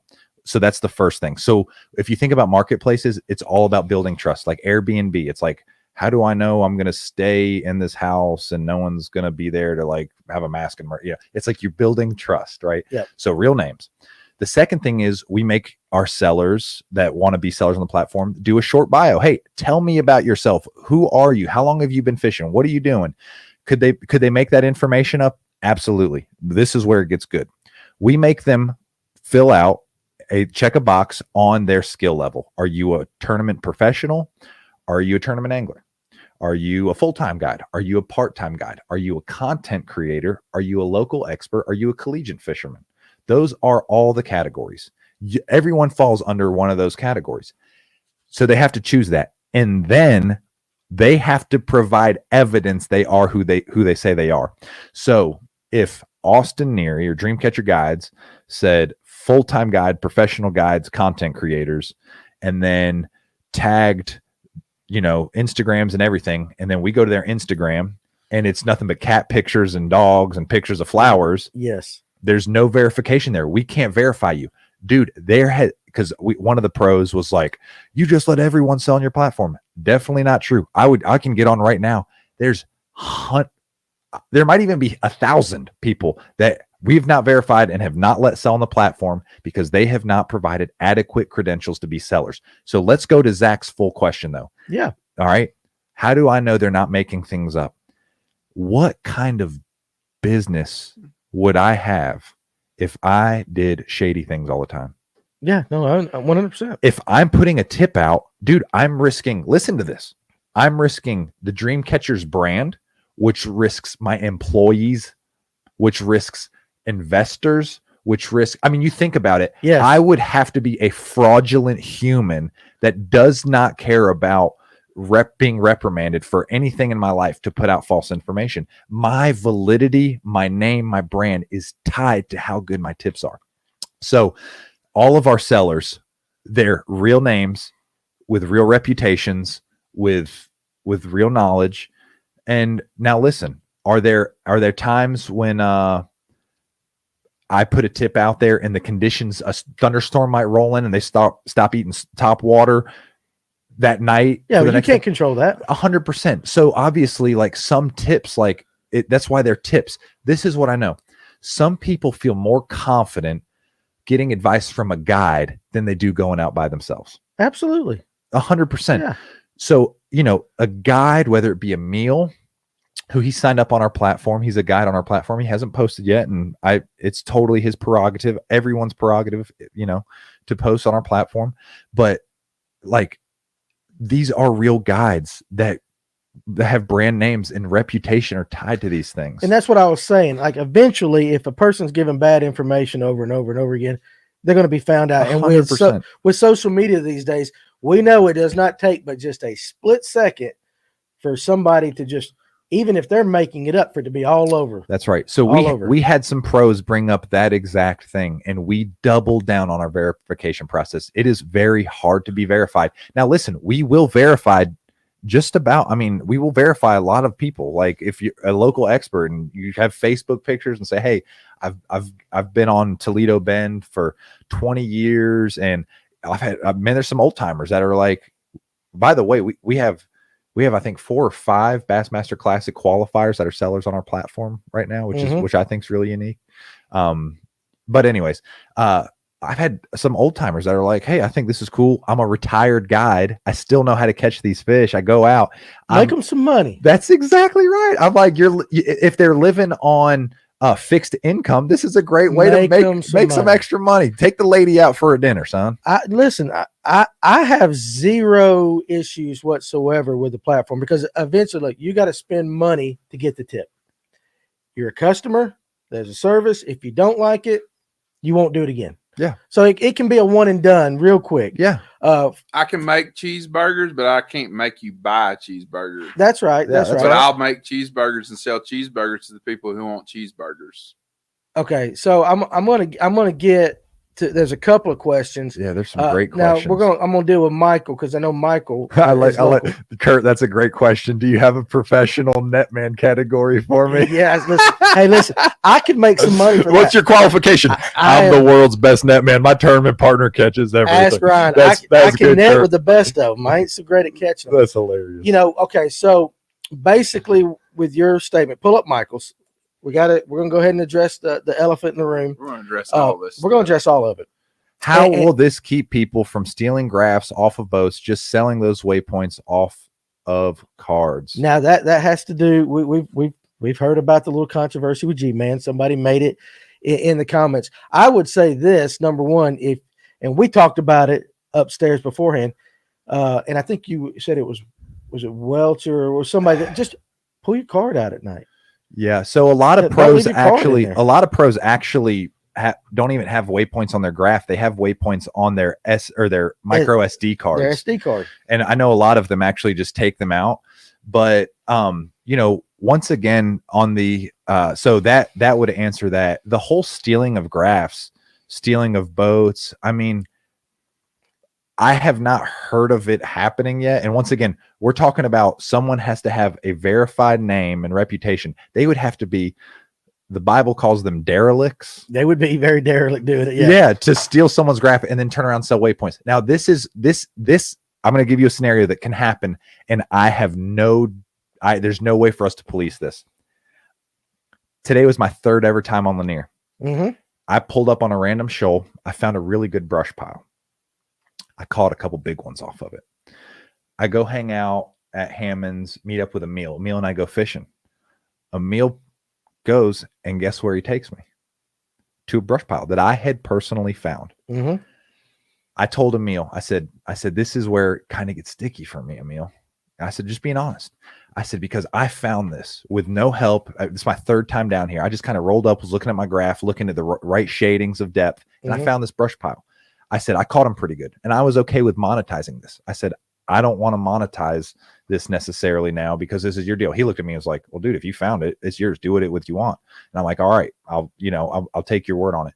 But like, so if someone sees a professional angler on a specific spot and waypoints them, which happens, we had someone today come in on us. Oh yeah. They idled by us, looked at us. I saw him go like this, hit deal, and took off. Right. Happens every single day. Yeah. I would have, if you don't think it does, you're an idiot. How about this? I would be one to say, if you've never done it, you might be an idiot. Yeah, absolutely. If you're paying attention. That's right. Because dude, even when I was out this morning by myself, I'm like, those guys are fishing on something like there was no contour or anything. Naturally, I fished my deal. They kind of moved off. And you went and my curiosity, I'm like, what was the deal? What were they fishing? They were fishing a super deep brush pile.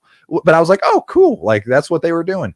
But this is already happening at a level like that's what I tell people, like we live in the information age. Mm-hmm. I mean, dude, go like watch MLF Invitational Day. Go watch the Bassmaster. Like these guys have GPS tracking devices. You can see where these guys are fishing. So I think there's this idea of like these guys are doing something secret. Can I tell you something? I just fished with the best herring fisherman in the world today. He didn't really have any secrets. What he's doing, he's just really good at what he does. Yeah, that's it. And that's it. Yeah, that's it. So it's just really unique. And anyways, we had a good conversation about it. And Emil talked about, he's like, dude, he had tons of high school competitors and other people reach out to him. Hey, what's the deal in Hartwell? Obviously, he just won the All-American. Yeah, but people desire some help. And listen, the whole time, even when I had made the comment that everyone gets information, even pros are getting information, I never called anybody a cheater. I like whether you're online getting public information, that's still information. Everybody's getting information. Not everybody has the resources, the know-how, the network to be able to pull it together like the pros do. That's right. Or even guides do. And there's plenty of recreational fishermen that want to go out. Like our co-founder Adam and his 11-year-old son Strickland. He wants to go out and have success with his son. Adam can idle for 4 hours and find a brush pile. And you know what Strickland's going to be doing? I should have just stayed in and played video games. Yeah, absolutely. And it's like, or Adam could say, Austin, I saw you caught him really good yesterday. How'd you catch him? And I say, hey, $75, here you go, or $100, whatever. He goes to, and him and Strickland go make a memory. You know what's funny to me is that most people have a job or, especially like in the trades or something. People will pay for you to come do things on the side. When I did Hitting in the Air, people, hey, can you come do this on the side? And that's in our society, that's seen as fine. But in the fishing world, it's like all of a sudden, like, oh my God, that is exactly what it is. It's a side job. It's a side job. That is so good. And this is the thing. There's no way to make passive secondary revenue as a guide. You can have some sponsors. Okay. You can pretty much have some sponsors. That's pretty much it. Well, that's the way I see it. Yeah. To me, it's kind of, if you don't want to use it, don't pay money. Now, there was a question about tournaments. Yeah. Pull it on back up. Cause I want to read it. Hell, it was lengthy. It was a book, but I'm going to read that joker right there. Have you run into the issue with information causing a disqualification or problems? I understand. I think it's great for the weekend angler. However, many larger tournament trails have rules against gathering information from an outside source during off limit periods or during the tournament. My thing on that is, before you answer, is like, that's on the angler. Yeah. That's on the morality of the angler. 1,000%. I mean, that's the morality of the angler. I will tell you this, owning a tackle shop, that same angler can come in here, and while he might not ask us directly, he can listen to every conversation that goes on. And if he's smart, he can send somebody in to ask that question while he's in it. You see what I'm saying? It can be, there's gray areas everywhere. Yeah. There's no difference. If somebody's fishing a big tournament on Lake Lanier and he comes into the shop and me and Ryan talk, hey, they're busting a rock crawler on rocks. While he might not directly ask, he's listening. Yeah. He's listening. Yeah.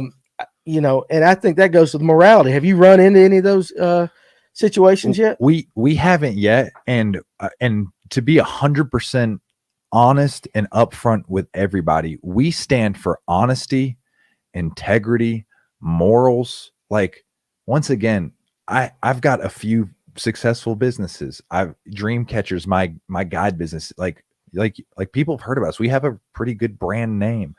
You know, like, we desire to uphold honesty and integrity.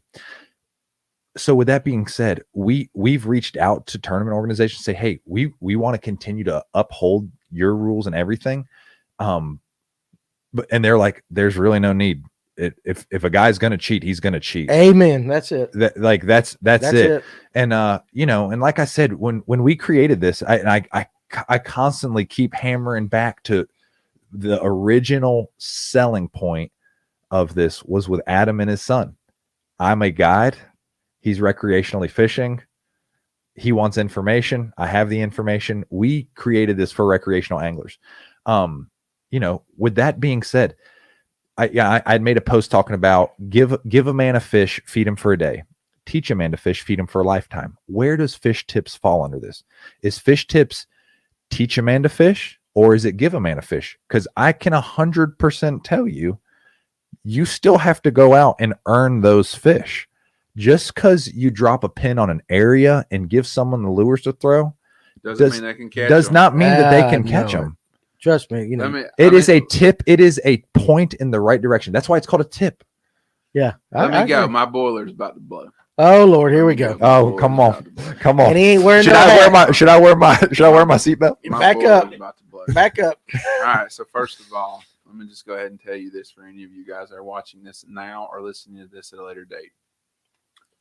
If you are vain enough, let me repeat that. If you are vain enough to believe that you are not competing, if you're a tournament angler, that you are not competing against people who are not the week before a tournament, if we'll just say local club tournament, pot tournament styles fishing. If you are vain enough to believe that your competition, that there is not at least one person in that group of guys that you're going to blast off against on Saturday or Sunday, you need to really open your mind and your eyes open to, because there are people who will call multiple people all week long to get information. What do I do? What do I throw? Where do I go? I don't want to waste my time doing this. I don't want to waste my time doing that. What do I do? Where do I go? If you think that that's not happening, you really need to open your eyes and take the blinders off. Yeah, because it is happening every single weekend. Yeah. I can guarantee you that it's happening. I'll raise my hand and say that I ask for information at times. Yeah. I ask people, you've been on a lake all week. What do I need to do? What do I not need to throw? What do I need to focus on? Listen, I'm not the most pious individual in the world by no means, but by God, I'm fishing to win, and I'm going to take whatever advantage I can to try to win. It may be for $50, but I want to win. Okay, my mama's ass at Checkers if I got to. I want to win. I will. We are this whole society of bass anglers specifically right now have this whole society, this mind thinking, and they have totally forgot this in the past couple of years. COVID really screwed some people's minds up.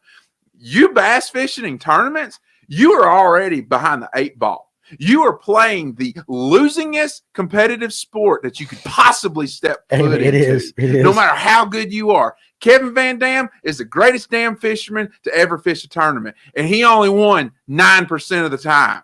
And he's won more than anybody else has. So let that sink in. He's batting less than the Mendoza line. The Mendoza line is 200 in baseball. That's right. He is batting 90. Mendoza's not good. 0.09. And he is the greatest tournament angler, in my opinion, to ever grace God's green earth. Period. The man's won more money than anybody has. Right. The man will come to your lake and take your money. That is what he is. That is exactly what he will do. So I may be preaching, and I may sound like I'm going all hellfire and brimstone, but I am. But don't be vain. Right. You are playing in a field where there's people that is constantly trying to do everything they can to get as much information as they can. Yeah. What's the difference in me telling you that you were going to go fish a tournament this weekend and you were going to go throw a green pumpkin shaky head, and I tell you better not throw green pumpkin because I threw it last weekend and they won't bite it. You better throw this color. And then you go out there and you catch them on that color. Yeah. I instilled confidence in you, and I instilled the belief in you that you need to go throw this color. And in a minute you get the first bite on this specific color, you are doing exactly what I said. Yeah. And you already, on that first bite and that first fish put in the boat, you have already put the needle for confidence all the way over to 100%. Yeah. Because you're not going to catch one fish on that worm and then and set it down. Hell no, you ain't. And don't sit here and lie to me that you are. Right. Because that's just the facts of the matter is. So don't be vain. Don't play that game. Don't act like it doesn't happen. Don't act like it don't happen. Yeah. Because I promise you, it happens in big bass tournaments, some kayak tournaments, Y'all can grill electric me if you only want to. tournaments. I don't care. People call us all the time. They'll come in the shop. They'll ask Ryan. Well, what All have you the time. said? What was the pro? What was the quote you had said earlier Which one? Hell, I say so many things about I forget. some one of them had said everyone's getting information. or Oh something. yeah, Yeah, I'm not. well, I won't name his name on this thing, but he told me specifically. He said, if you don't think us at the professional level are not trying to gather whatever information we can, listen. They do. These guys, y'all don't be stupid. These guys travel together. These guys that travel together, they share information. They rent Airbnbs. They rent hotels. They rent campground spots, and they all stay together. They go over there. They may not give them the juice. Hey, don't throw a kayak tomorrow. Don't throw a kayak tomorrow. Yeah. Throw something different. Well, That's information. it is, and I think providing and we're again now right then and there we're just harping on tournament guys. Yeah. Yes. Your service, can a tournament guy use it? Yes, but to me, and this is why we exist, kind of like what you're saying, is we want everybody to be able to catch fish. Yeah. When a guy comes in here, Ryan will tell you it is required of me. Tell him what to go catch fish on. Make sure he goes, because then you make a customer for life. You know, when you instill that confidence he's talking about, you make a customer for life. He's going to come back because he's thankful for it.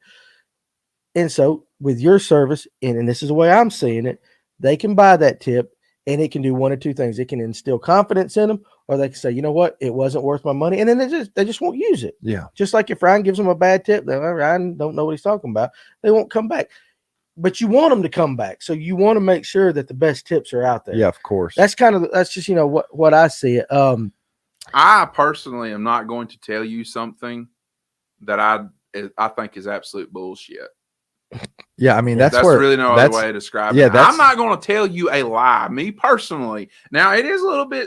No, it's not different, because even though I'm not a guide, I'm in the business of running this tackle shop and giving information out to help you catch fish. That is Danny and mine's job, is to help you. Same as yours. You come looking to us for help. We tell you the honest to God's truth.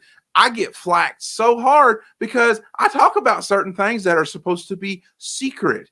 I don't care. I love the fact that we got these two little kids that come in here all the freaking time, and we tell them what to do and give them baits and tell them how to throw it. And then they come back 2 weeks later, and Danny will renege with me on this. He will back me up on this. And them kids, they were literally just in here the other day.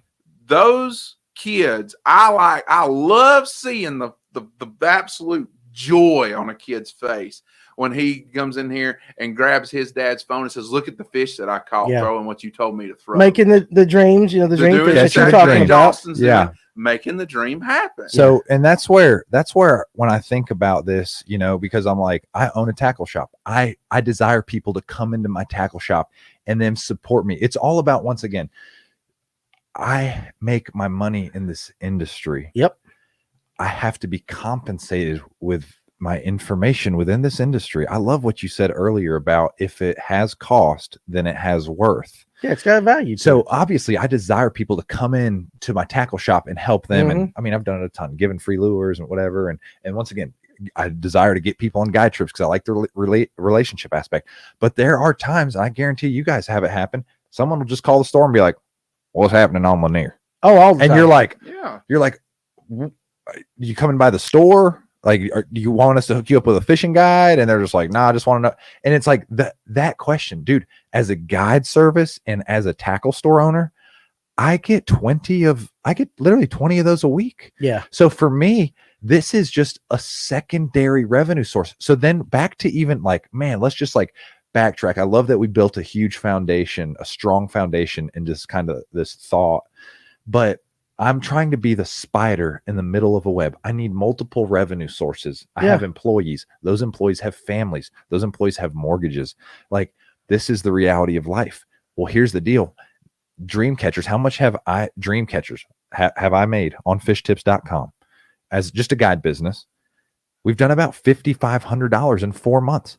I don't know one person in the fishing industry that couldn't use an extra $5,500. Right. No, absolutely. And dude, like when you think about as if you're guiding, if you're a tournament angler, dude, $5,500 goes a long way. So a lot of guys are like, how do I make it in the fishing industry? I think I have a recipe. I mean, like I said, I've got a business that does $1 million in revenue a year. It's a successful business. I've worked my tail off to get it there. I was telling you guys the story. I used to pay myself $28,000 a year. I would take my tip money from guide trips and reinvest it in my business so we could grow our inventory. Like that's literally that's our roots and everything, right? So when I'm like, okay, now we're an established business, we have to continue to generate money. Like this is what guides do. Now, I want to hit on another thought though. This is being done by multiple different companies. Yep. There's ways to do it. In fact, we've had people in the comment section on other podcasts say, I don't know why people are freaking out about this. You could go and get a paper map that was marked up by a guide with Sharpies and colors and a color key and everything. Like, this isn't a new concept. What has happened is we've created a platform for just about, not everybody. We want to obviously keep it a quality platform, but if you are a dialed in angler on any sort of level, once again, local expert, collegiate angler, tournament angler, professional guide, professional tournament, we have provided an opportunity for there to be another way to make money in the industry. The guide industry alone in 2022 was $1 billion. That's a one, I believe, with 9 zeros behind it. It's a boat. Fishing period, just since post COVID, has just now cracked the top 10 in industries. Overall industry. So that is car sales. That is machine work. Houses. Fishing is top 10 in it's the nation. It's incredible. 1 out of every 8 people recreationally fish in America. Right. So that means 50 million people. In fact, there was a little over 50 million 50 million fishing licenses sold. You know, you just start thinking about this, and I'm like, a lot of the tournament guys are the ones up in arms. And you know, once again, like I understand it. You want a fair playing field. Listen, we're not going to get a fair playing field ever until the Lord comes back and we have a new heaven and new earth. And I get like you. I got that's you. Where that's what my thought. But I'm like, of course I desire a fair playing field for everybody. But the reality is, man, there is just no go between. But it's either a guide or nothing. Yeah, there's no go between where guys can just get information. So, and not everybody can afford a $500 guide trip. Well, that's the other thing. I get a lot of people that say they have their own boat, they have their boat payment, they have all this thing. They're like, hey, dude, I don't want to do I can't afford a $600 guide trip, but I'll spend $100 on a dialed in fishing tip. Yeah. You know, and there you go. There's like a meet in the middle. It's a great way to meet in the middle for guides and other anglers. I just think. At the end of the day, it all comes down to ego. Now, this is just me on the tournament. Just looking back, I'm not a big tournament angler. I fish some electric only, occasionally with Ryan and all that. So I look at it from the common man, standpoint. I'm more interested in them anyway. Hell, I don't even follow. Ryan starts talking about professional anglers, and I'm like, who? I don't even really follow that. But the common guy is what I'm more concerned with. And if a guy is if he's got $50, if he's got a kid he wants to go out, take a divorced dad. Only gets his kid every other weekend or something. So he works a full-time job. He's got to pay the child support and all that. So he doesn't have time to go pre-fish. If he wants to spend $50 on a tip that will help quicken the possible success of his kid and him on a fishing trip, hell, I'm all for it. No brainer. I don't see no problem. Absolutely. And I've said this, and this might be wrong. I think sometimes the tournament anglers, the professional anglers, so you got 1,000 waypoints on your graph. I'm sure you got a hell of a lot more, but I would venture say number one, 99.9% of those everybody else already knows about with today's technology anyway. But what makes your spot so much better than Ryan's spot or Tim over there, his spot like that? I think that's when you get the ego in, like, I'm the professional. I'm this. You're fishing the same damn lakes everybody else is fishing, and they probably know about 90% of your spots anyway. Yeah, I mean, between mapping. Yeah, I mean, today the technology has leveled that playing field a lot. 100%. So what's the most valuable information? It's the most recent information. Who has the most recent information? Guides do. Yeah. It's valuable. Yeah, and I might get trashed for saying that, but to me, I'm just like, well, we'll both get trashed because I'm about to say one more thing. But that's we have a huge argument here on Lake Lanier every year about brush piles. Yep. I went and did all this work, put this brush pile in. I did this and did that. The second you put that brush pile in the water, it's public. I don't care who put it in there, and if somebody goes over and finds it, that's on you. You just didn't hide it well enough, whatever. So, but for a professional angler to say my information is more valuable, okay, well, put a fishing tips on there and charge $400 for it instead of that. See how valuable your information really is. Put it in the fair market. Well, that's exactly put right. it in the fair market. We've had tips sell for as high as $500. We've had tips sell for as low as $25. It's a free market, and yeah, that's exactly right. Yeah, so it's a really unique platform, and I'm really excited about it. Like, hell, roll with it, me. That's what I say. When I think about, once again, going back to the foundation that we talked about at the beginning, my desire is to leave a legacy. I want to help people, whether they're trying to make it in the industry or whether they're trying to make memories. Mm-hmm. I had a great conversation a couple days ago with an individual who fishes. He's a guide and he fishes tournaments. And he said, I don't think I'm fishing the rest of the Open Series. And I said, let's talk about it. I care about him. And we had about an hour-long conversation about entrepreneurship and fishing and what it actually looks like to make it in the fishing industry.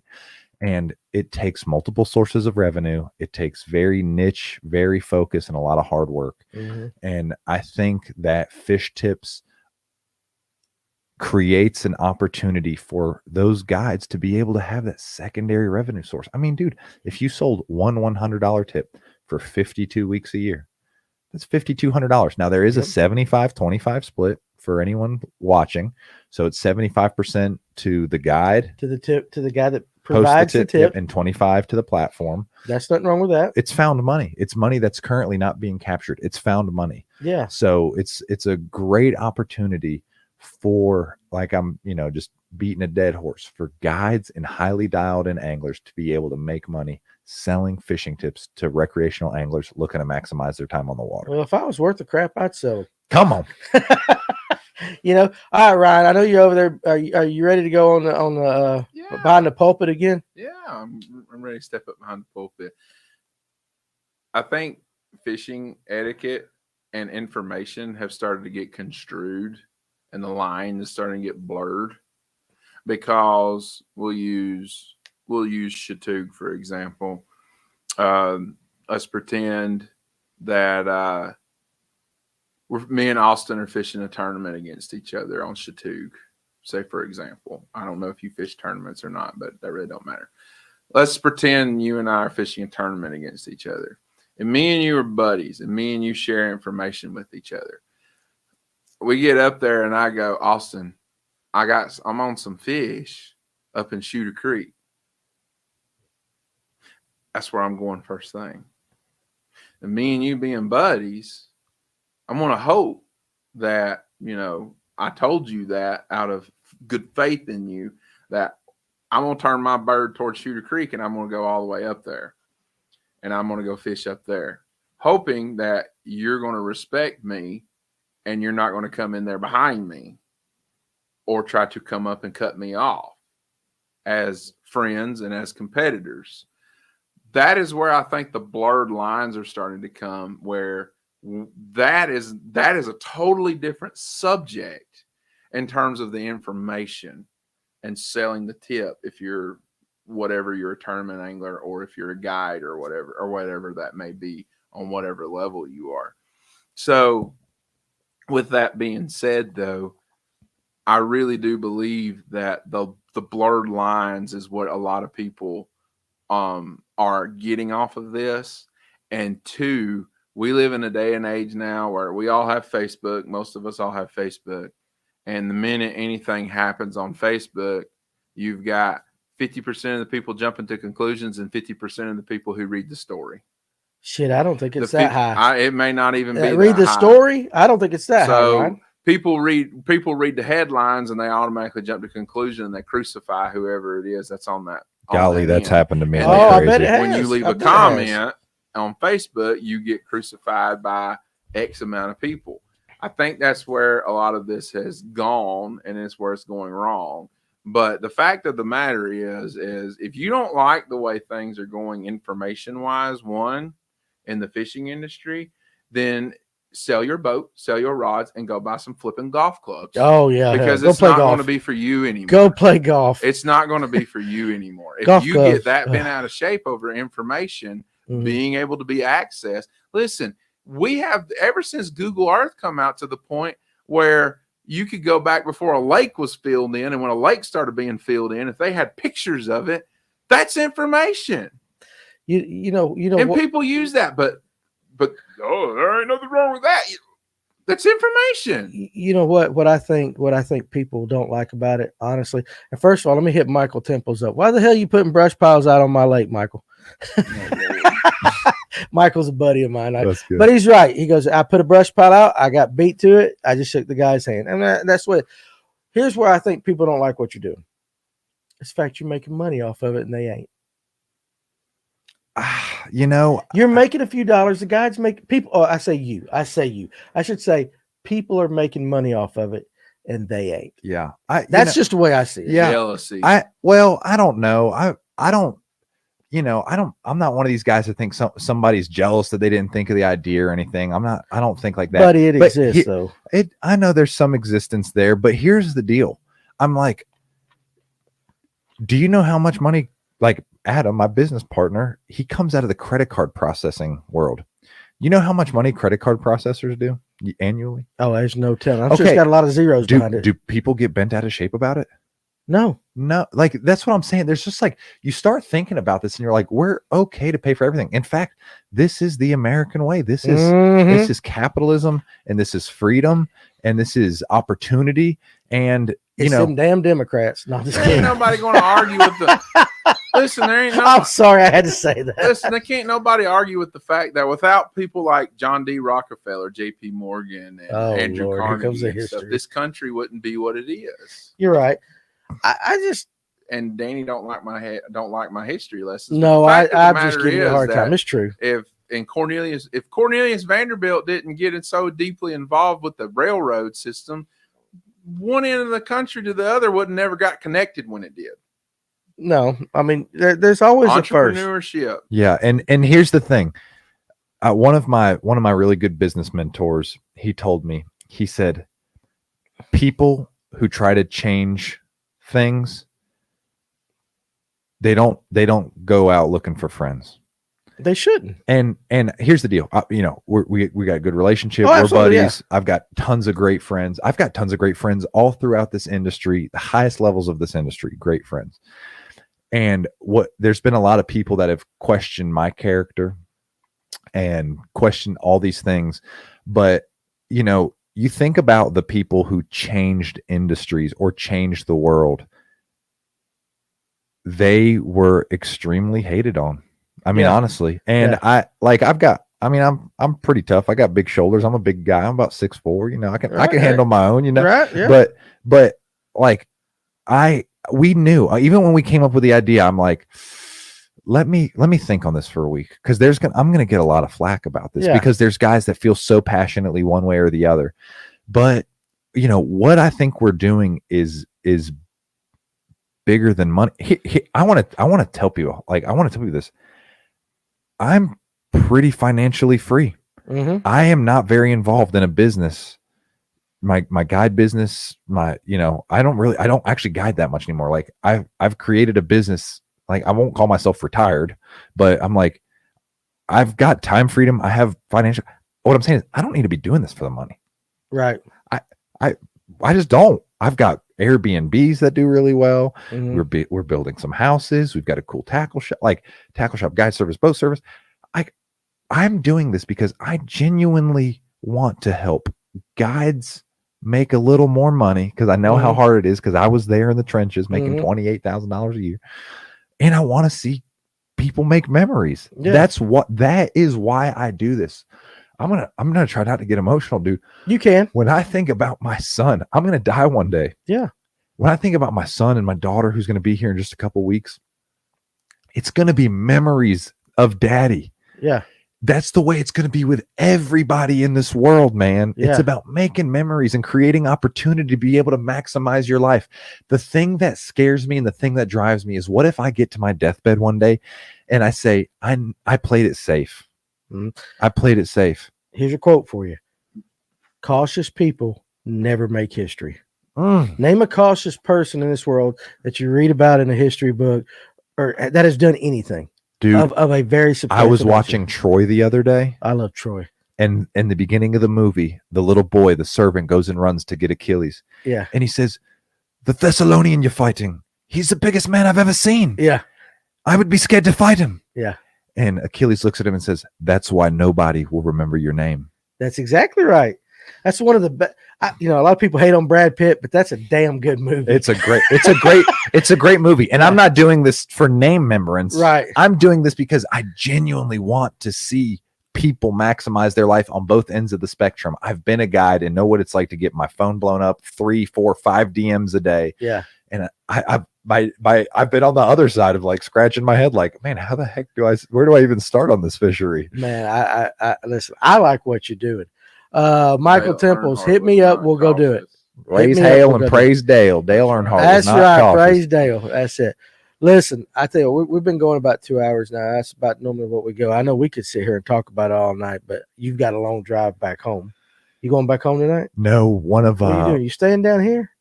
Well, one of our guys, he lives on Lake Lanier, lives really close to Lake Lanier. So I'm gonna hang out here. Or I'm gonna drive back down. He's like 45 minutes away, so I'm gonna go spend the night at his house. We're gonna get you out of here. First of all, let me say this. I support what you're doing. 100%. I appreciate that. Thanks. I told you, and there ain't that many people watching more. I don't give a shit about what people think, and I'm glad that you've got the balls to do what you're doing, because I think it's a decent service, and I also think, you know what, we live in America. If you can go make a buck, go make a buck. That's what we do. We're a capitalist society. That's what we do. And as long as you do it, as long as it's legal. Yeah, that's true. I was going to say, as long as you do it in an honorable fashion. Yep. You know what? Your business will rise or fall depending on how good a service you make. 100%. And if you're giving good tips and people are willing to pay for it, let them pay for it and do the service. So I'm all for it. I think what you're doing is great. The flack you catch, the hell with it. Yeah. You keep down the track you got. I'm sure we'll have somebody fussing at us. I don't really care. Now I will answer one more thing, because I saw a question. Answer one more thing. I'm so close to this microphone. Testing 1, 2. It's okay. Someone asked about G-Man in Austin. Oh, you want to go there? We can go there. Okay. I didn't know if you want to go. Well, hell, let's go. I got all night. We had a great conversation at ICAST. I noticed that. I saw that. I saw that. And we are scheduling a business meeting in the coming weeks. There you go. So that's it. That's all I got to say. There you go. That's all you need to say. That ought to squish the bug. It ought to squish the bug. So you know what? There you go. Is that the first time you've talked about it? That's a few people Well, I'm gonna claim it anyway. You heard it here first. No, I'm just kidding. Yeah, That's no, good. he's really close with one of our business partners. Okay. And I'm really close, obviously, with that business partner. And he'd given some great. We take everything he says like very serious. I mean, he's a pillar of the industry. And anyways, we had a great conversation. He brought some some unbelievably thoughtful ideas to us, and yeah, so Good. yeah, we're really excited about it. We think the world of him. If you do right, it's going to happen. Well, you kind of hit on it. I think what happens is people see a 15-second clip and then they draw conclusions. Yes.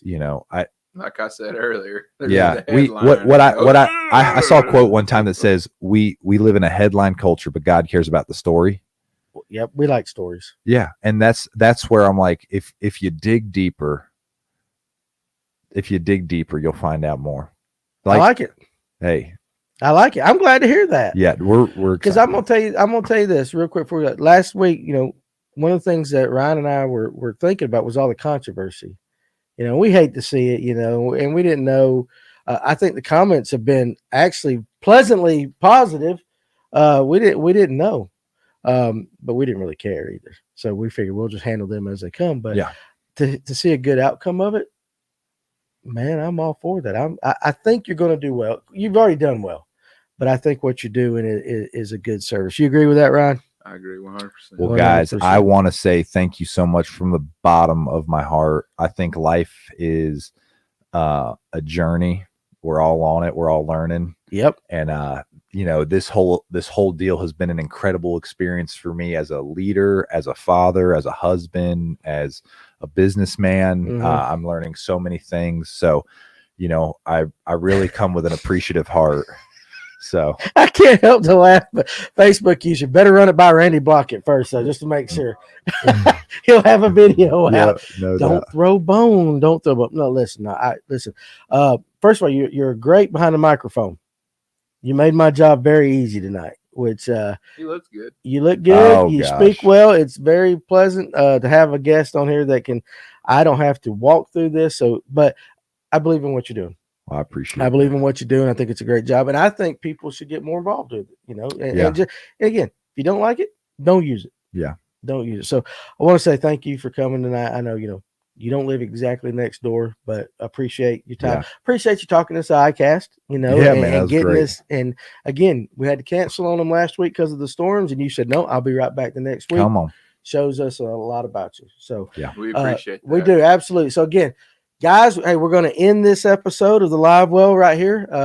With that, I hope you enjoyed the show. I hope you, draw your own conclusions, but also too, there was a ton of great information tonight. So I hope you guys got something out of that, and go check out FishTips. Again, hey, it might be something you want to use.